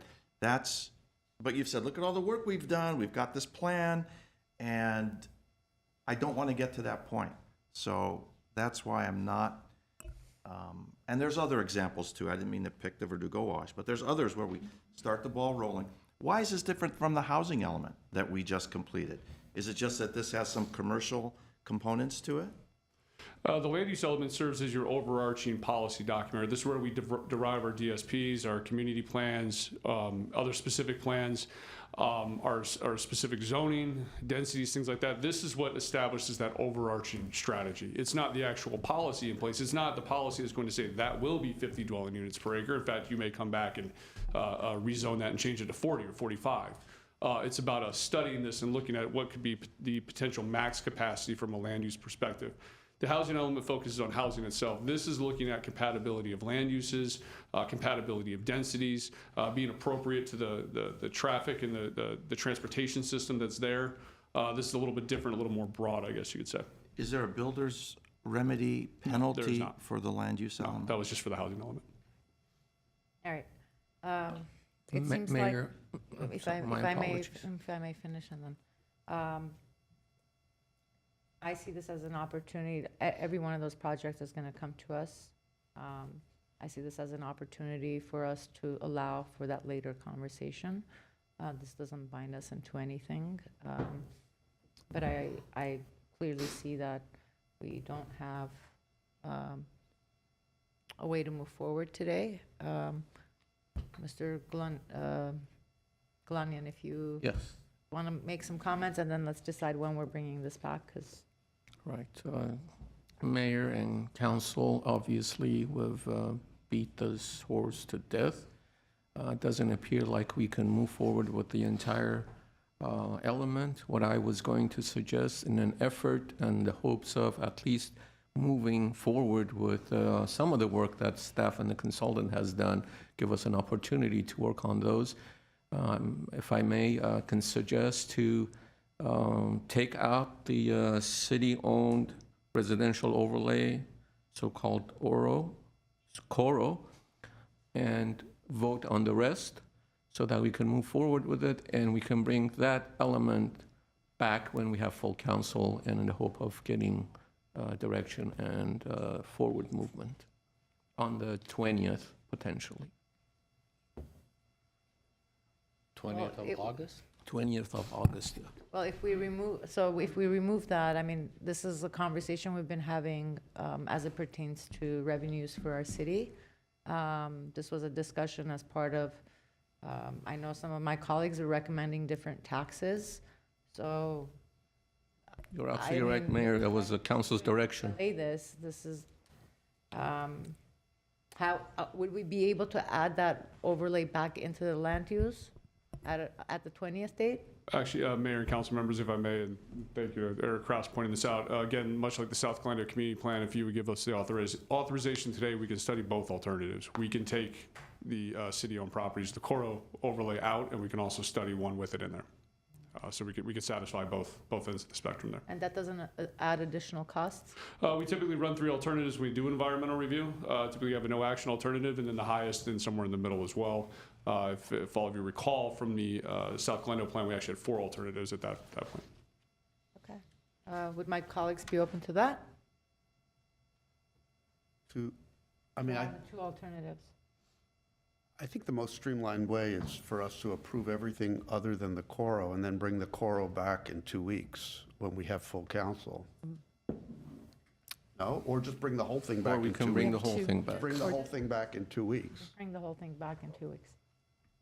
That might be, Unfortunately, Mayor Satrian, Amanda Tropiano will not be available in 2 weeks. Okay, so given that we've already had the presentation and the conversations and all of that, And Councilmember Kasakian can watch the. yes, yeah, Councilmember presentation. Kasakian can watch, and then is there an opportunity for Councilmember Kasakian to? You got a briefing. Briefing as well. We'd have to brief him. Right. And again, this is, and If I not to can finish? belabor the fact, but if the council would move forward with both alternatives, there is a requirement that we study multiple alternatives as part of the environmental impact report. And so what we could look at is studying, and it would not cost anything, it would not add to the overall project timeline. We would be able to then analyze, move forward with both. We can look at one land use map, which would not include any Coro, because that is a point of distinction right now, and then one that would include it. And it would be up to city council to then say, no, we want to move forward with this alternative without the Coros. And that would not at least push us back right now in terms of schedule. It would keep us on track, and we could then continue our It analysis. seems like that's what staff's asking for. That would be staff. Ultimately, we would need to study multiple alternatives. In this case, you could look at including the Coro as the worst case scenario and not including as the best case scenario, and then a no action alternative. Yes, either way, we have to do it. So it would allow us to keep Yes or moving no, forward. sir? Yes. Yes, Mayor, yes. that is essentially, Are you on a timeline? Are you crushed for time? Is it something that, as a time sensitive, has to be done? Because the other thing we need to understand is when is the BRT going to come, develop, and complete it? I don't think it's going to happen next month or in August. So I think we have time to look at everything. And are we pressed for time? right? Well, if I can add a couple of things really quick from an overarching perspective, there are a couple different things. We would like to be able to keep that moving forward. We are grant funded in some capacity, so we have timelines on that we have to move forward with. But also the domino effect at the moment we move this 2 weeks out, then I have to move a couple more items out and a couple more. I'm bringing items today that should have been in front of this council back in April. And that's what happens when we start to kind of push things further and further out. And then we end up having a domino effect. And I think that if we can satisfy all interests, this allows the project to continue to move forward. We're not committed to anything, whether it's one side or the other. Are my colleagues open to that? yes, with a question, if I could. No? I know with an EIR, you usually have the base and then you have alternatives. So what would the base be? Would it, The base would essentially be a no-action alternative. It was just keeping things how they are, not changing the zoning. Any zone. We have several different, this is not just about the Coro, right? We have other areas of the city, too. I haven't looked at our land use element in 40 years, like, okay. And then that's we not would, at least for me, that's definitely not an option. And so. it doesn't mean that we cannot make modifications later on either, depending, we're going to be coming back to the council with updates. We are going to be in front of the public getting their feedback. There could still be tweaking and refinements associated with it. Again, we're not wedded to something that we are doing today. That is not the end all be all. Okay, if that's what they prefer, I support that. All right. Do my other colleagues support that? Councilor Garpetian, Najarian? Again, Your alternative is in there. no, I understand the alternative is in there, but just because I'm not going to vote for the other alternative, what's the point of having staff do all that work? Yeah. I The mean, work would have to be done regardless, council How do I members. vote if I like the way the city is right now? That would come back as your no action alternative, council member, and that would be the one that you could choose based on Why can't the I choose it environmental now? review. Because one, we have to move forward with updating our land use element. As stated, we are quite antiquated here. And this was something that was part of our work plan that is really because of the housing element, the land use element, the circulation element, environmental justice. These all have to kind of come together and come along at some So point. Mayor, I'll take further briefings, but today I'm not ready to vote for it. I'm not for closing a vote, but I need to get into a little more in-depth briefing. I did have a briefing, but a lot of these questions just came up, so that's where I'm at personally. So, I mean, it sounds to me like there's a logjam that we're not going to break today. So my suggestion is to push this over to the 30th. I know staff really wants direction. But because the consultant will not be here, right, in 2 weeks, could my colleagues agree that we don't need a presentation that day and a whole new deliberation? Yes. If Councilmember Kasakian, has the opportunity not only to watch the meeting and have his own meeting and get the answers he needs to make an informed decision. I'm okay with just staff being here. I would not intend on doing a complete, requiring a complete presentation, personally. Yes, is that okay? All right. I'm sorry. Here we are. Okay, So that would be moved, essentially continuing this item to August the 20th? There's no way we can bring it on the 13th? Madam Mayor, we can bring it on the 13th, but then it's gonna be a long night or day. Well, We what also on about the afternoon 13th. session? On the 13th, we have planned a study session, if you will, on quality of life issues regarding homelessness and street vending issues. So I would hope that this item's not going to be long. Do we have to give a date right now? we don't. Okay. And So- we can bring it so on the let- 13th. So if we can, because I don't want to hold this up one way or another, wherever we land, if we can see if we can make it work, since we're not going to do a presentation and all of that, my hope is that we come in, we take a vote one way or the other, and then we move forward. Okay? Great. Next item. Mayor, the next item is number 2, community development regarding public hearing for Stage 1 preliminary design review case number PDR 002684 2023 for the development of a new 40-unit, 5-story multifamily development with 73 parking spaces and public open space area on a 14,988 square foot lot located at 126-128 South Kenwood Street.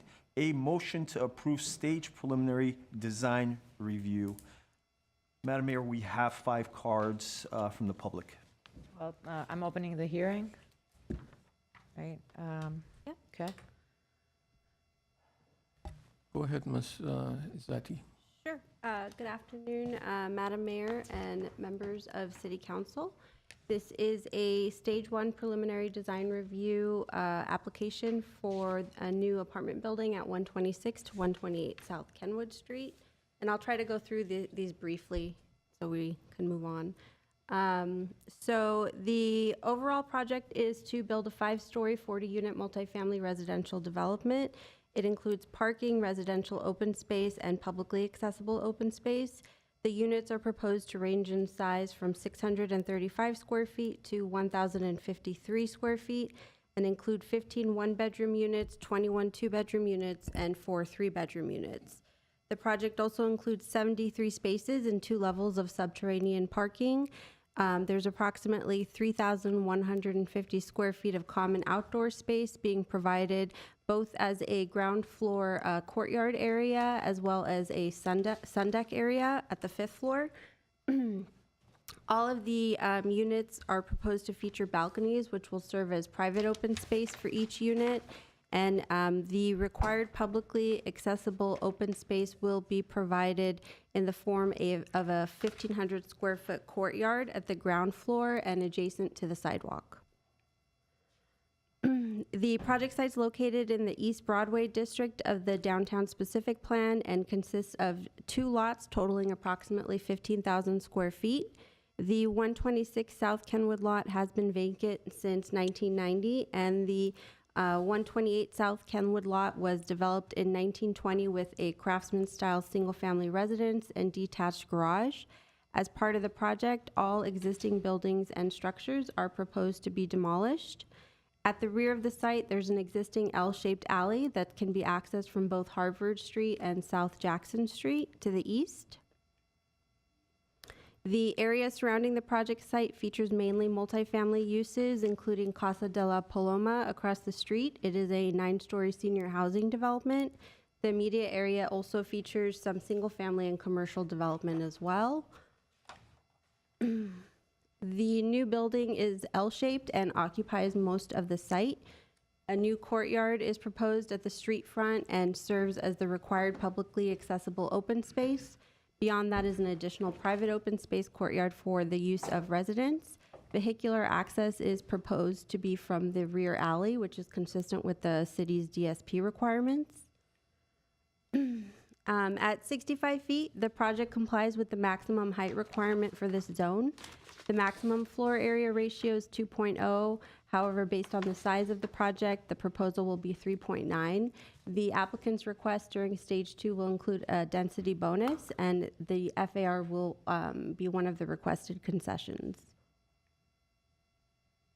Kenwood Street is designed as a residential street in the DSP, which requires a minimum 15-foot setback from the curb face. The project does comply with this, which includes a 4-foot parkway, 6-foot sidewalk, and 5-foot average building adjacent zone. The project will also include new street trees and parkway landscaping in this area.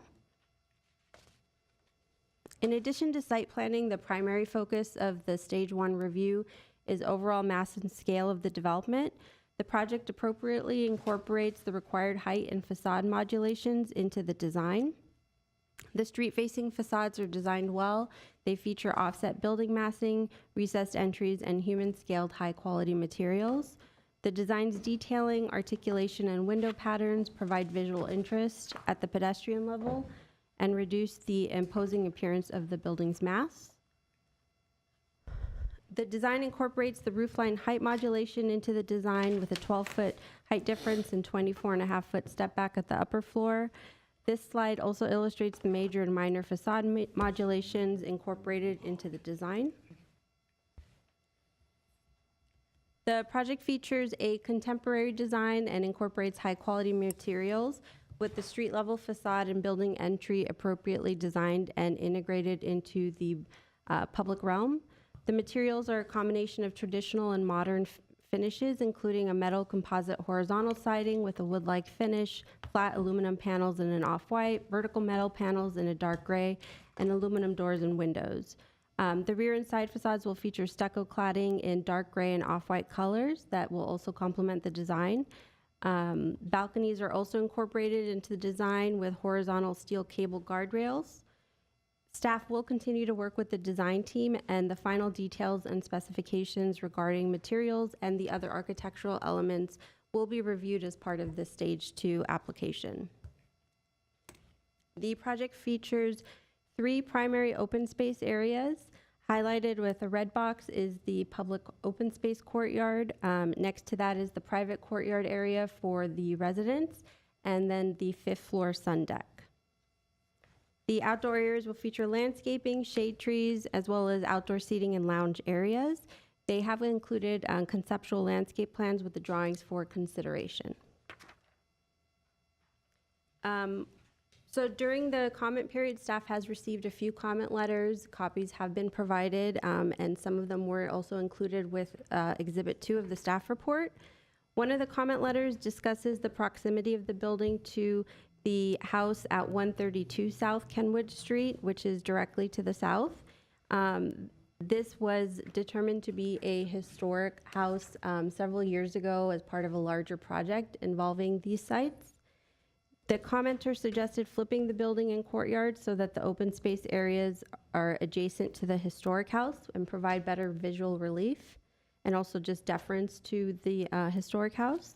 This slide illustrates roughly what that could look like or what that could mean, and it is the recommended condition of approval from staff on this project. Staff is recommending City Council approve the Stage 1 preliminary design review, subject to our recommended condition regarding the site planning, as well as any other comments that you may have. That concludes my presentation. I'm available for any questions, and I believe the project team also has a presentation for you as well. Thank you. Thank you. Are we hearing presentations or taking? I do have 5 cards right now, 1 caller, and I do have 2 cards from the applicant side if you'd like to take them first. Does the applicant have a presentation? I'll take the presentation.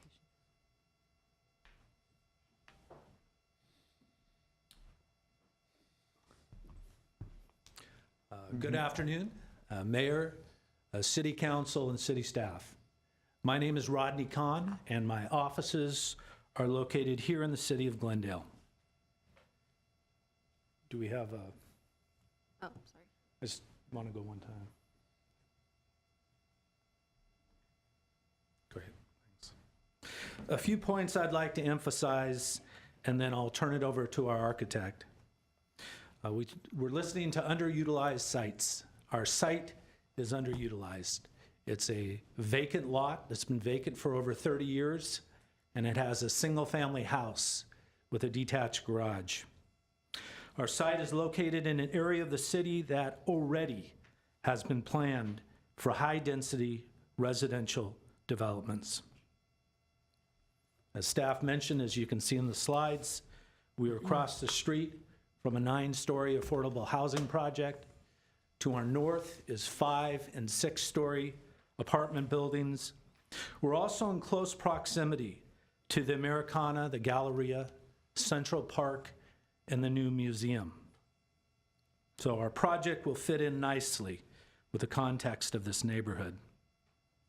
Also mentioned, we're proposing, this is a state density bonus housing project. We know the regional housing needs assessment arena numbers show that we need all types of housing. This project is a small step towards the city meeting these requirements. Also pointed out was our unit mix. So we have 15 one-bedroom units, and they're about 700 square feet on average. We have 21 two-bedroom units, and they're a little over 1,000 square feet on average, and 4 three-bedroom units that are about 1,250 square feet. So a little bit larger unit sizes with a higher percentage of 2- and 3-bedroom units than we're used to seeing in the downtown projects. We feel our architect designed a quality building that provides significant public and private open space and is consistent with the standards that the City Council established when you updated the downtown specific plan. I'll turn it over to our architect now, Ron Mandalian, and he's going to present our project for us. Thank you. Madam Mayor and City Council members, thank you for the opportunity to present our project to you. Before you move forward, how long will you need? A few minutes. I'm mostly here to answer the question. I just want to address, Vista pretty much covered most of it. Just want to address a couple of recent concerns. So 3-5 minutes. Sure. I wanted to go briefly about the logic why we placed the open space where it is placed today. Here is the graphic site plan showing our project. We have a 6-story building directly north to our project. We had several goals to achieve. One of them was to create as livable, higher standard livable units as possible in our project. Next, not to lose any livability standards for any adjacent buildings, including the 6-story building. And next will be to break the massing block that is developed all the way from our property north to East Broadway. That's why we have combined required common open space with our open space into one large buffer, which created enough light and privacy for both our units and the 6-story building next to us. That's why originally this was the design, this was the idea. If you can see, there's a big block going straight from that 6-story building all the way up, and our building will create a relief as per DSP standards. Let's go for a few views like this.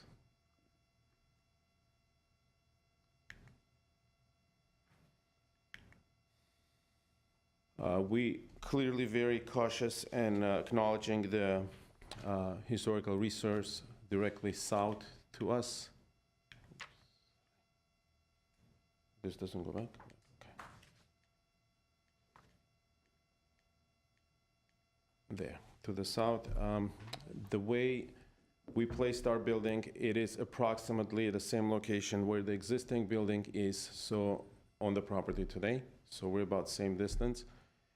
The way the site is oriented, there will be no shadows cast on that building.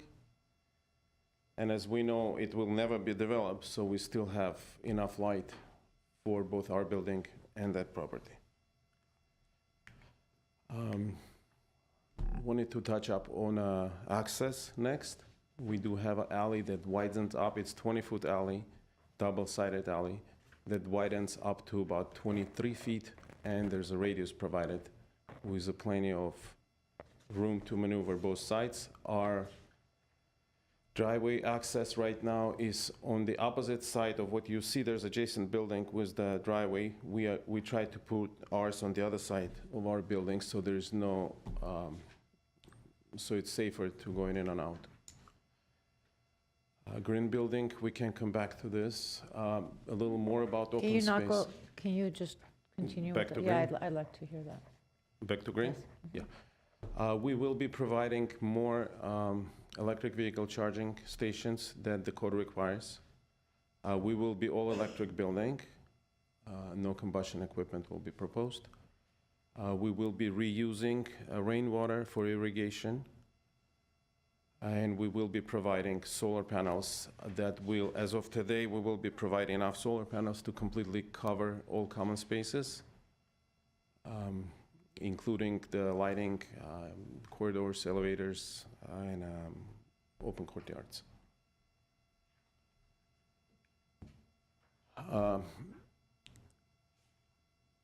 Again, the way we designed the open space, we combined publicly accessible with private open space, with privacy separation, of course, but they feel as one space. They can be used by both residents and the public. And there is the senior housing across. There's a lot of seniors walking down the street that they can use amenities that we'll be providing on the open space. The balance of open space is in balconies, as well as a 5th-story patio, which will be more of a private open space for the residents. The program will include, for public open space, will include seating area, shading trees, water feature.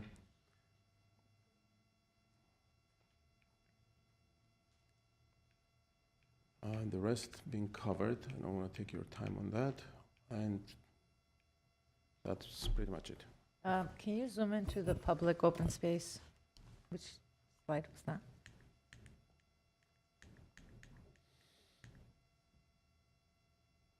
Can I You zoom have- in, was nice?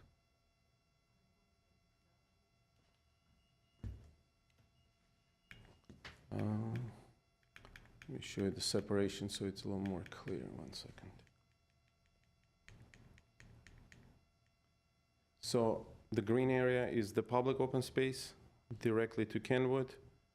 and the area behind it is a private. Each area is about 30 feet by 50 feet. It's relatively large areas. There will be a fence separating them for the privacy of the tenants, but visually, as you can see on this rendering, well, go back, this is again that space. You can see the little stair in the middle, that's where the separation will be. And probably this rendering will show better, a little, how it will feel like that.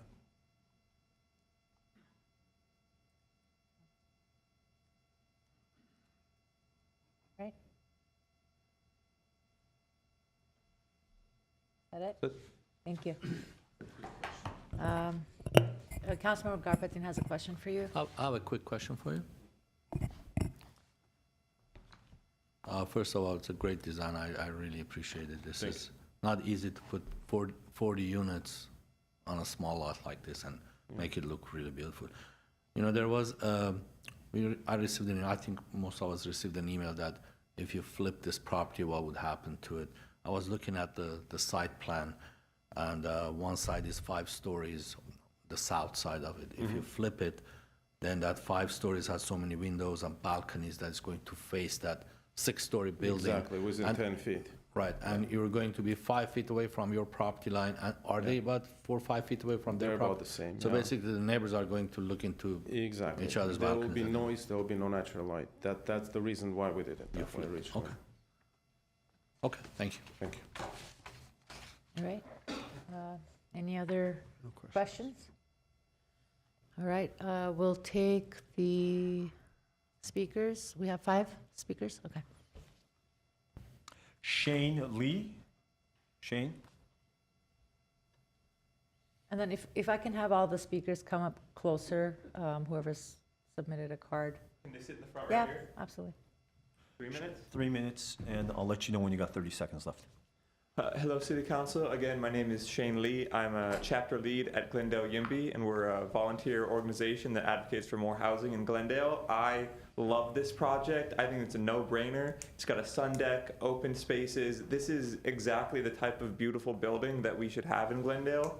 I think the architects have done an amazing job incorporating the environment into it. That's 40 units. I think in Glendale, the average density is about 2.5 people per unit. So that's 100 people living, getting married, raising their families in this place. It's a roof over their head, and it's replacing 1 unit. We're literally using our land 40 times more efficiently by turning 1 unit into 40 units. I cannot express enough how much I support this project.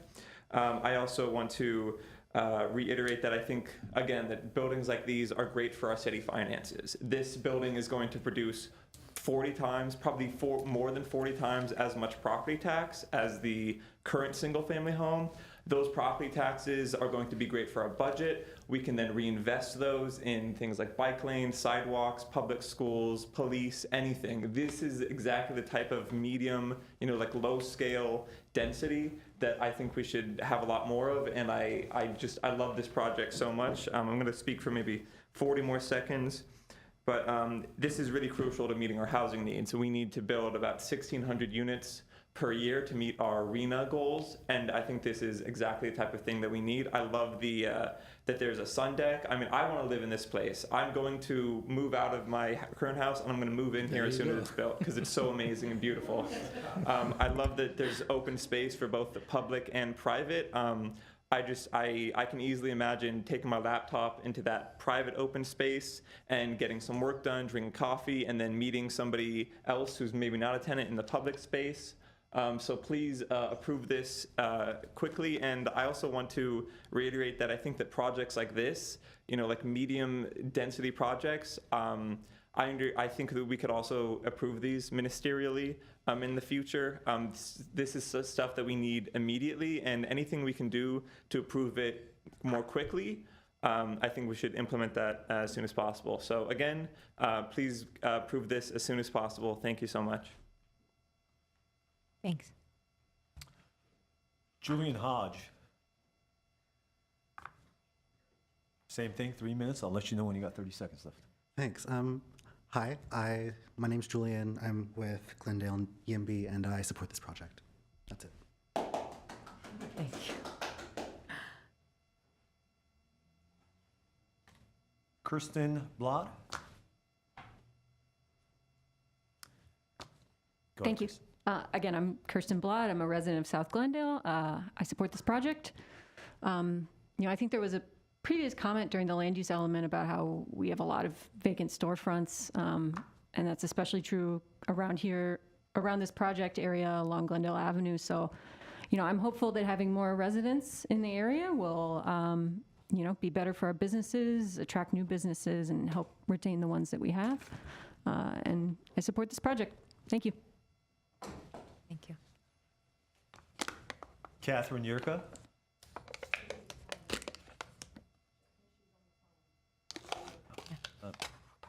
Next. Francesca Smith. Francesca?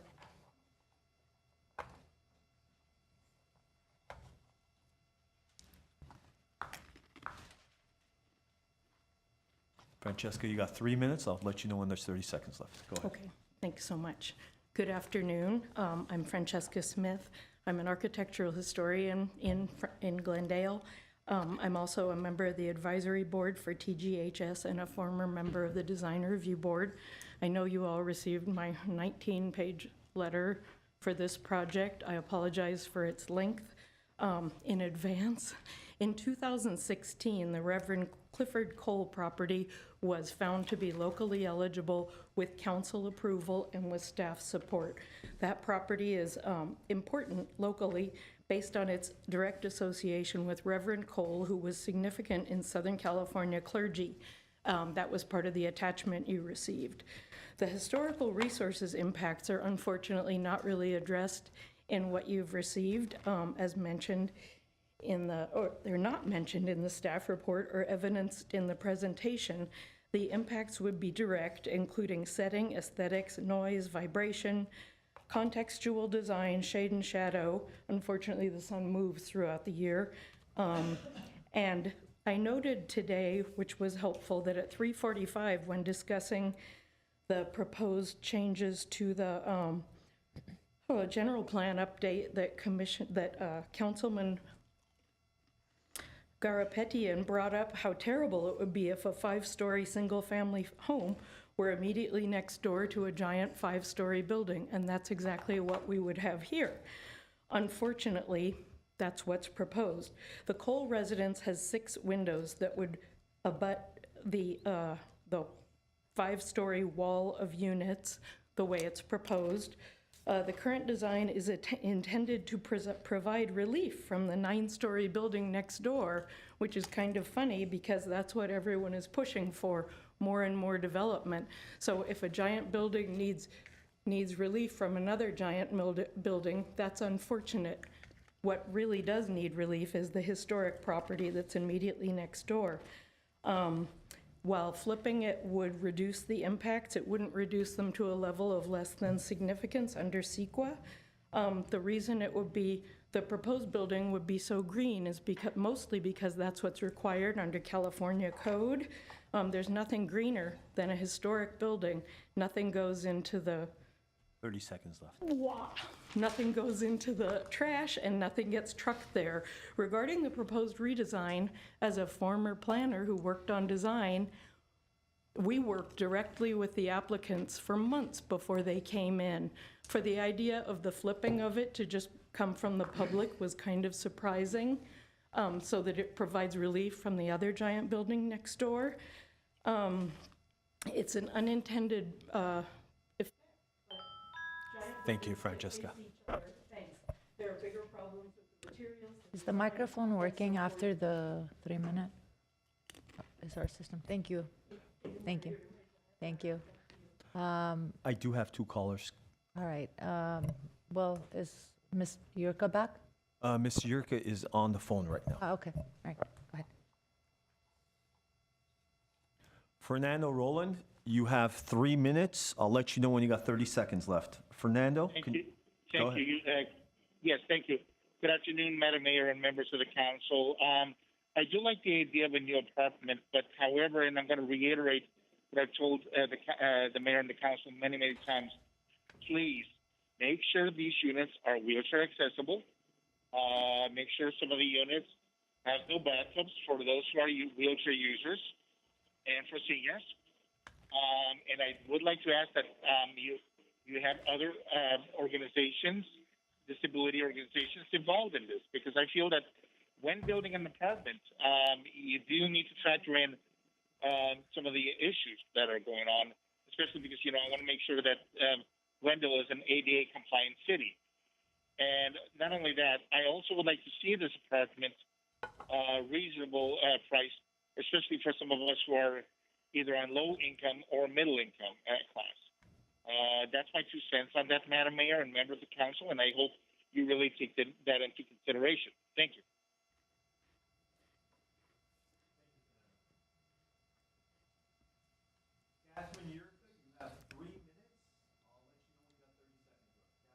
Hello, this is Kathy Yerk. I hope you're able to hear me. Thank you for taking my call. I'm sorry that I had to leave the meeting. I wanted to begin by thanking Council members Garpetian and Najarian, who voted to find the Clifford Cole residence a historic resource when a project that included multiple sites came before you in the past. And also, I wanted to thank Dan Brotman, who at the time was not on council, but who spoke in favor of finding the Clifford Cole house to be a historic resource. I am glad to see that staff suggested flipping the courtyard around so that it acts as a buffer for the historic resource. But I share Francesca Smith's concern that this problem wasn't identified earlier. Sorry, I just got a phone call. It shouldn't have taken the public to discover this. And I'd like to ask that you ensure that when projects come forward that are adjacent to historic resources, that historic preservation staff are involved in the conversation, and that there's a common sense approach to development in these sensitive situations. Also, I want to point out that the Clifford Cole property until very recently was owned by the applicant, and they sold it a little while ago. And I think it's imperative that they protect the property from potential impacts due to construction, which is going to be very close and will involve grading for the parking garage. And I hope that you'll ensure that a structural engineering report will be prepared, and it will be demonstrated how the building will be protected during construction. Thank you very much for your time, and I apologize for having to phone in. Bye-bye. Mayor, that was the last caller. Right. I'm going to close the hearing. I'd like to hear comments from my colleagues. Would like to go first? No? Given it's a hearing, I don't know if the applicant's team want to respond to any comments. Would you like to respond to anything? I will be very brief. Once again, Rodney Kahn. There was a comment about the accessibility. The units will be accessible. We'll meet all the building code requirements as it relates to that for handicap purposes. There was a comment also about maybe having some low-income or moderate-income units. There will be very low-income units as part of this project. And then last, as it relates to the Reverend Cole's property, obviously it's not on this site. It is a separate lot, but we would put together analysis for the protection of that house for construction. Thank you. Thank you. All right, now I'll close the hearing. All right, Councilmember Brotman. Well, I'll keep it simple. I think it looks, it's a good project, and I would support it with the condition that we reorient the building as recommended by staff. That's basically all I have. All right. Councilmember Garpetian.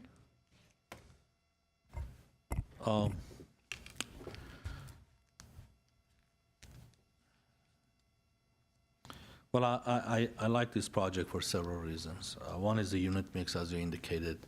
It's more 2 bedrooms and 3 bedrooms, larger units, accommodates families. The second part is the parking. We have 73 parking spaces. With the new laws that state legislatures are passing, you can just provide no parking and move forward, which is ridiculous. But there are 73 parking spaces. The public open space and more importantly, the private open space, the balconies are very important. They all have their own open space. And also with the SB 2097, you could have gone 50% more density, which it would have been another 5 or 7 units. But you stayed with almost with SB 1818, which is 35, which is a good thing. As far as the flipping the project, I don't know. I'm not sure which one is better versus the one versus the other, because if you flip it, then your open space is looking into the neighbors to the south, which is a historic property, and more people are going to congregate and look into your backyard, if you will. I want to hear from the staff as to is it a hard condition? Is it a recommendation? Is it what kind of a condition is that? Other than that, the design is very nice. We don't see this kind of a design very often.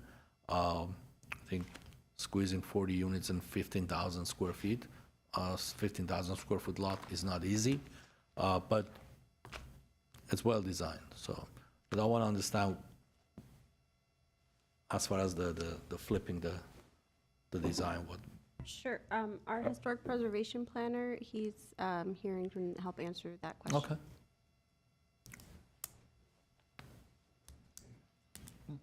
Good afternoon. I think flipping the plan will have several benefits.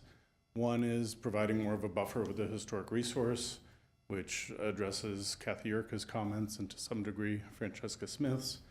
It will also provide more light and access to light to the common spaces. It will make them probably better used, both the public space and the private open space. I think it'll also enhance the units in this project by all of the south-facing units and those facing west that kind of overlook the open space will have direct access to sunlight and views. If you keep it where it's proposed, even though there's some space between the new building and the existing building to the north, it's still a very constrained canyon-like setting, not the best place to hang out on your balcony. Probably won't be using those areas as much for a lot of the residents in the building. So I think in staff's opinion, flipping this would be, it's a serious recommendation for a variety of reasons. Okay. I think you addressed much more than the historic portion of it. So I was talking about the design and the right. historic. No, I know, guess. but right. Okay. Okay. Any additional questions? Not right now. Just want to hear what colleagues have to say. Councilor Najarian? I have a question. I mean, is flipping it a deal breaker? Does that make it not doable? I mean, I like the building, I like the open space. I know you mentioned it's gonna bring that other, 5-story side directly adjacent to the 6-story building or whatever you have, but does that make sense? Can we ask you to flip it and still make it a viable project? It's not deal breaker, we can flip it.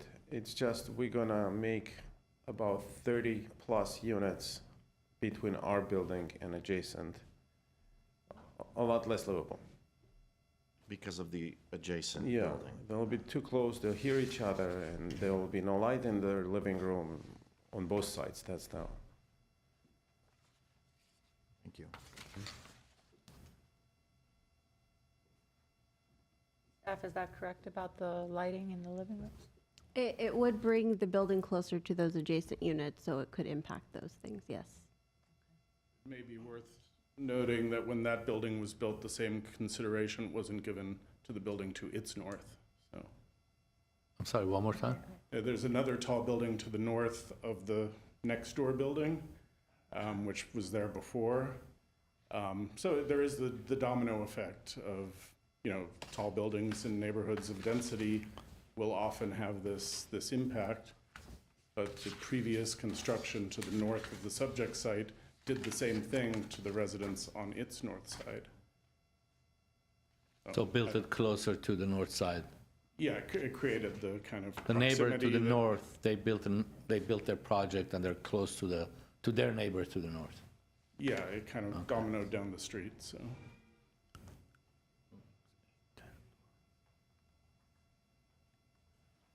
Vista, you're the planner? Okay. I'll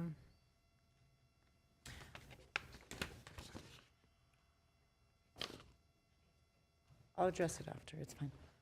All right.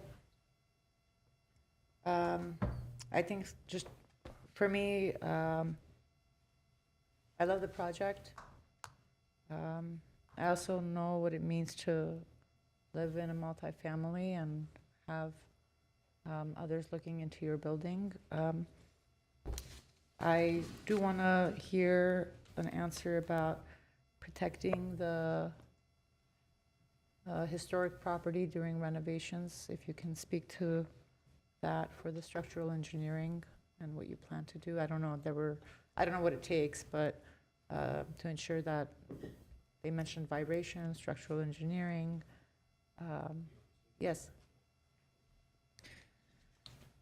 So not on this project, but on other projects that we've had that we needed to do that, we bring on professionals in that field that put together a program, and we run that through staff, building, engineering, planning, obviously, and they review that program prior to any construction or even any permit being issued.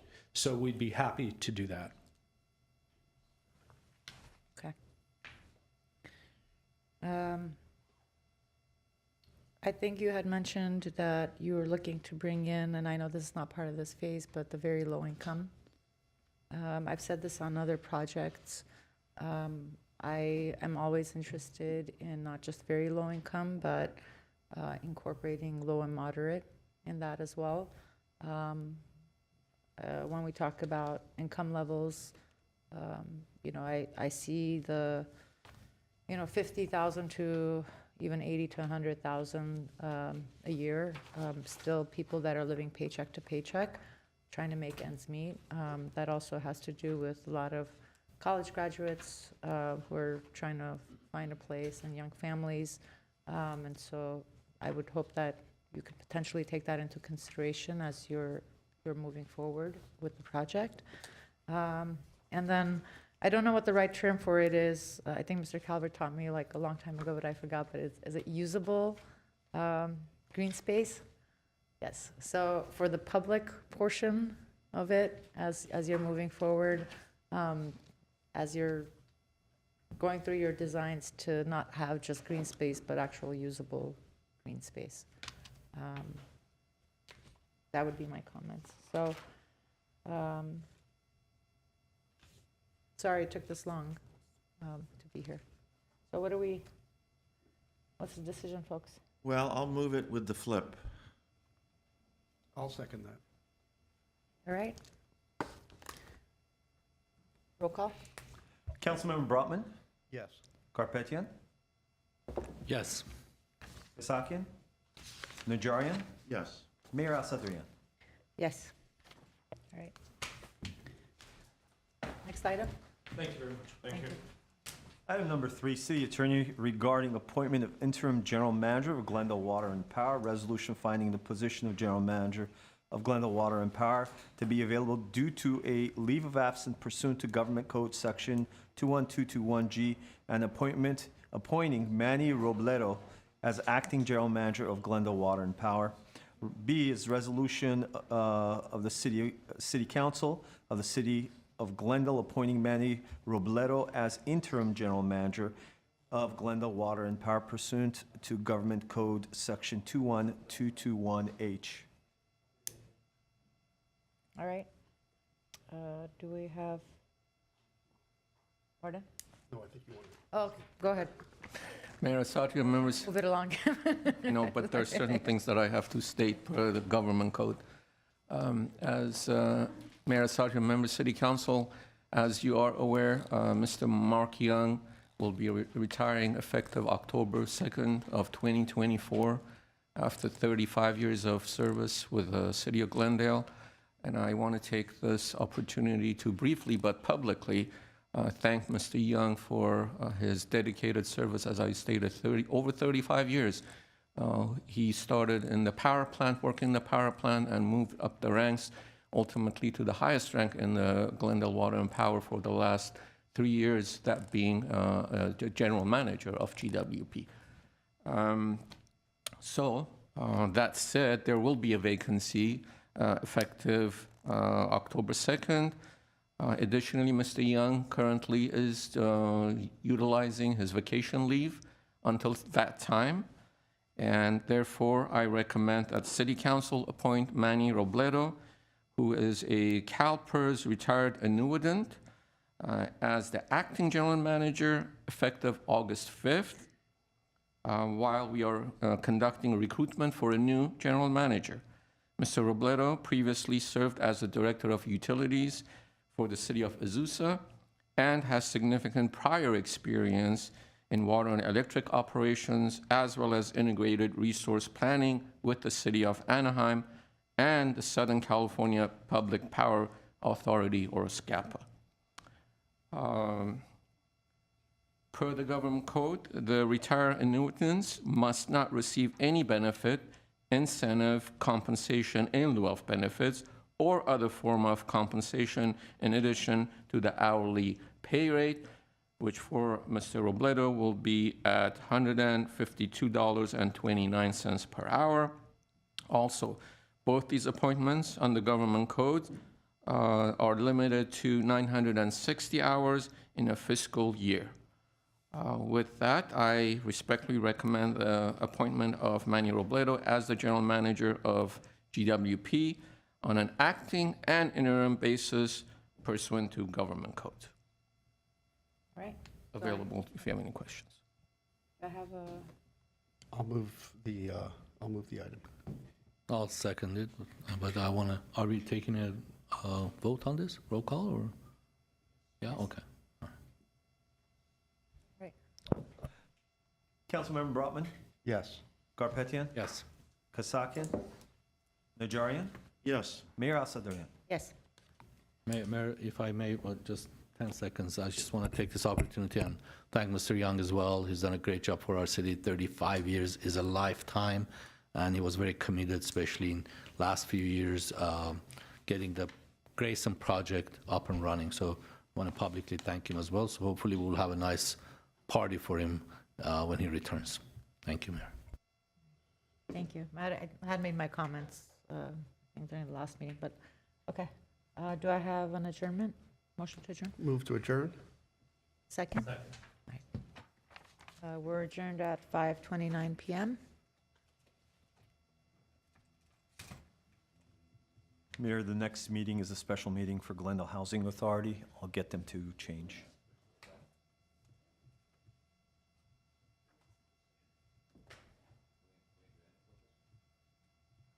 Well, we'll open and close and then, Yeah, we have a close hearing.